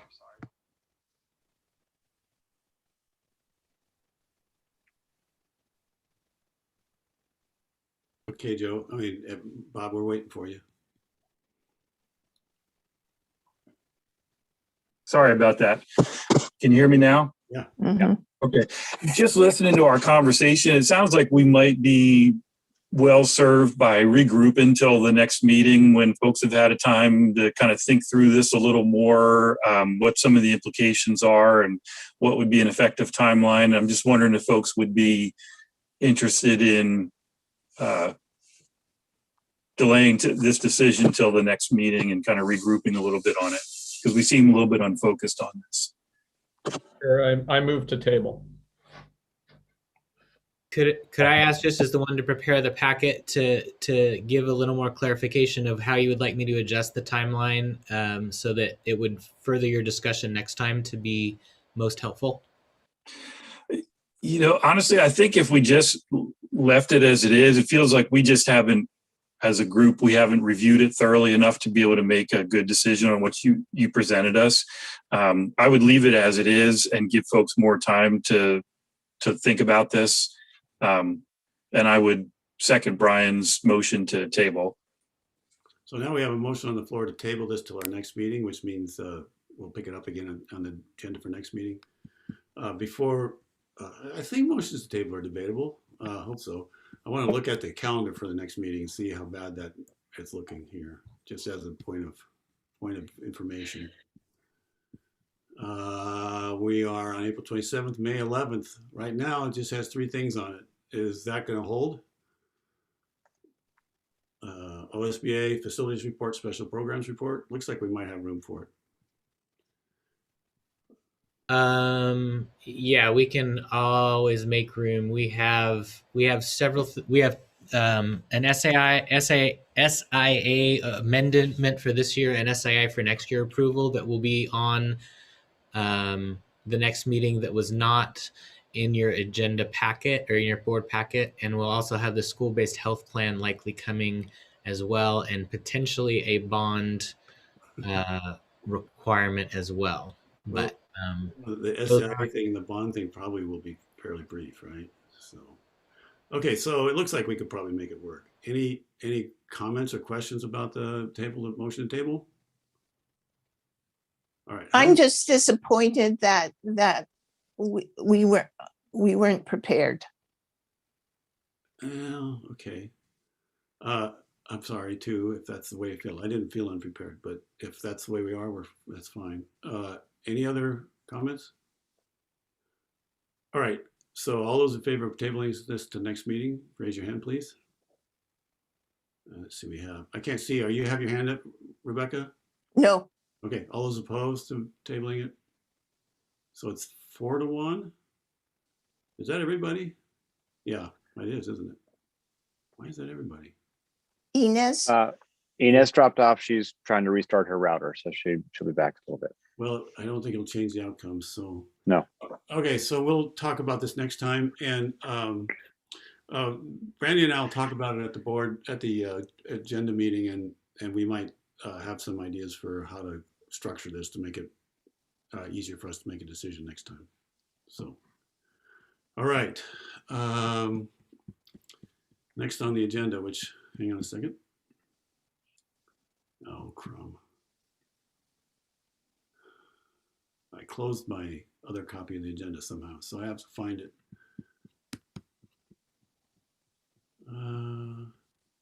It's the, are we on the schedule now? Academic calendar? Yeah, That's we're on the academic calendar. Yes. So, Greg, communications manager and bond manager and frequent presenter at board meetings. What's going on with the academic calendar for us? We're at the decision point at this point. So we presented draft A and draft B to you last time, which draft A starts after Labor Day and draft B starts before Labor Day on September 1st. They are in your current packet as well. Last time we let you know that the teachers union was in favor of starting before Labor Day. And since that point, we have also heard from our classified union, and they also would recommend starting before Labor Day. And the primary reason for that is the difficulty that everyone feels in June when it goes very late in keeping students on task and getting good learning in that process. Comments from the board? Have we heard anything from parents? Has there been any input from parents? I have not received any feedback from parents. I don't know if Joe has or not. No, nothing on the calendar. Yeah, I support and I understand what our unions are saying. My concern is that we're only 4 months out from this, and the last time we proposed starting before, folks were very upset with us for making that decision so late. And this is even later than we proposed making that decision. I think a lot of folks, even with COVID, a lot of folks have their vacation plans and travel plans based around what we've done before. Like I said last time, the argument that it's just this tradition that we start after Labor Day, that doesn't hold any weight with me. I'd like us to start before, but I believe that for me, it's awfully late now to make that decision when we've had so much pushback on it when we proposed it before. One of the reasons we adopted a plan or even a policy to go a year out was so that we could avoid that problem. If we had to make a pre-Labor Day start, people would know a year and a quarter in advance, not just a quarter of a year. We've not been able to keep that up thanks to COVID. Thank you very much. But that was one of the reasons we adopted a practice of trying to schedule 2 years out.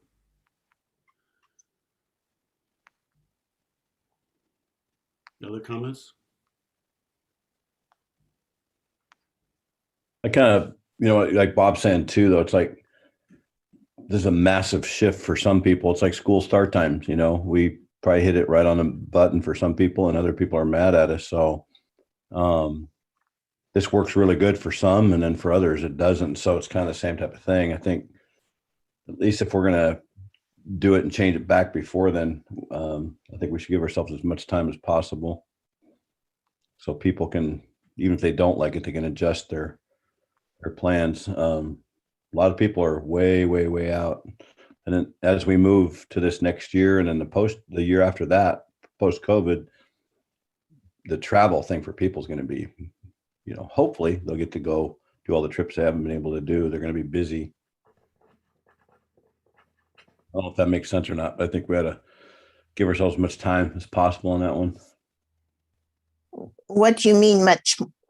What do you mean time? Well, get into the community, Rebecca, and maybe giving ourselves as much information and data as possible on what our patrons want, not necessarily what we're thinking, but get to the staff, get to the parents. What would our community? Well, we did get to the staff. Both unions want us to go before Labor Day. So we had 60% of the union wanting that and 40% not. So I'm sure that's the union decision, but it's not a unanimous decision. I think I heard you say, Dave, that not only do we want more time to think, but we want to make sure the community has time to adjust. Isn't that what you're saying? Yeah, a little bit. I mean, I think, when you're talking, there's a lot, like the school start time, there's a lot of ramifications that are different for different folks. And hey, I've talked to people in schools that start earlier and they like it, and people that start later and they like it. So I'm not really worried about other towns as much as I am the people in Newberg. And maybe we could put out a blitz and try to, really get our parents to really get back at us over the next couple of months and see what they're thinking on this thing, so we can get a really strong feeling of the community. Is Ines back with us yet? No, it's Brian. I'll get to you in a second, Greg. Brian, do you have anything you want to add to this? Well, I actually was going to ask Greg, it sounded like today was the drop dead for this decision. Yeah, that's what I was going to say. If there are concerns about changing, then I would say adopt the after Labor Day calendar tonight. And what I was going to say earlier is I will begin working with a committee on the calendar for the following year and present options for that. I would not recommend delaying a decision to get more feedback for next fall, because we're just going to be in too much trouble with that. I think that makes Greg, sense. if we did before Labor Day, what would the date be? Any idea? September 1st. It's in your packet with the whole calendar. So Brian, do you have more questions than that? No, I mean, people are gonna hate starting early and they're gonna hate ending late. So I mean, So let's start late and end early. Yeah, that's not going to work. Other comments? I mean, as kids would love it if we started late and ended early. I do think that going past mid-June seems awfully late for a school year to be extending. Yeah. So I can certainly see the logic behind moving it. My only concern is the short notice that we're giving to families at this point. Other comments? We need a motion for one of these, so. I move that the Newberg School District Board of Directors adopt draft A of the 2021-2022 academic calendar as presented. Is there a second? If you were seconding, Dave, we couldn't tell because we couldn't hear you. He is seconding. He signals with a hand signal. Let it be known that way. Jennifer, Ron, I am seconding that motion. Yeah, we got it. I did it, Joe. Sorry, my bad. Okay, any other discussion? My only other discussion would be, I think we should try to do this earlier for the following school year so that we're not. I think Greg's going to work on that. Are you thinking about this spring or maybe even the spring coming up with it? Yes. That would be ideal. That'd be fantastic. Other questions? All right, why don't we vote? All those in favor of the motion to adopt proposal A, please raise your hand. All those opposed? It's 4-1. We don't have Inez in the game at the moment, and it's been adopted. All right. Thank you, folks, for that conversation. Good. The next one on the agenda is the approval of the Awesome Grant. Nikki, are you still with us somewhere? I'm still with you. Good. Thank you for sticking around. So I'll give this a short explanation. With the Awesome Grant, they have a lot of requirements, and one of them is to have this agreement adopted by the board. And basically it just says, you know, that we're accepting the $5 million and all the reporting requirements around it. Along with that, I've submitted a letter from our attorney who did review this contract. She also has to make a statement that she reviewed all the pieces that we brought the appropriate resolution to the board, all those different pieces that have to do with the bond. So she'll sign that if you guys pass this, so I can submit the final things in order to secure the $5 million in matching funds for our bond. And in the attachment, I know there's some blanks in it, but that's where we request funding throughout. We have to spend the money first and then request reimbursement. So that's a form that those numbers will be filled out after the fact. I had the pleasure of reading this entire contract. Was that fun? I think I've already stated the entire amount of pleasure that was in it. So, yeah. Anybody else? Anybody have comments about this? Questions? I move that the Newberg School District Board of Directors approve Article 11-P grant agreement by title only. I second. Further discussion? Okay, ready? All those in favor of the motion, please raise your hand. I think I see 5 hands, except I can't really see Brian's. He got behind something. Did you raise your hand, Brian? Yeah, good, thanks. So it passes unanimously amongst the 5 of us. Thank you. Great, thank you. So that completes our agenda for this time, I think. Let me scroll down here and look. I don't remember there being anything else. Have a look at what's coming up. We've just put the superintendent timeline for his evaluation, probably in the May 11th. We'll decide that at the agenda meeting for sure. You can see that the OSBA thing and facilities reports and special programs. OSBA has been trying to get our attention about summer grant conference, and if we're going to have a little conversation about it at the next meeting, you might want to dig around at one of those emails that they send us. We'll get into the budget stuff again on May. We have a budget detail meeting on the 18th. I don't know how that's going to be organized. but that usually seems to be the meat part of our review of the budget. So I hope you can be there. And a second budget meeting on the 25th before our regular meeting. All right. Anything else before we adjourn? Yeah, Ron, I just got one quick thing. Yeah.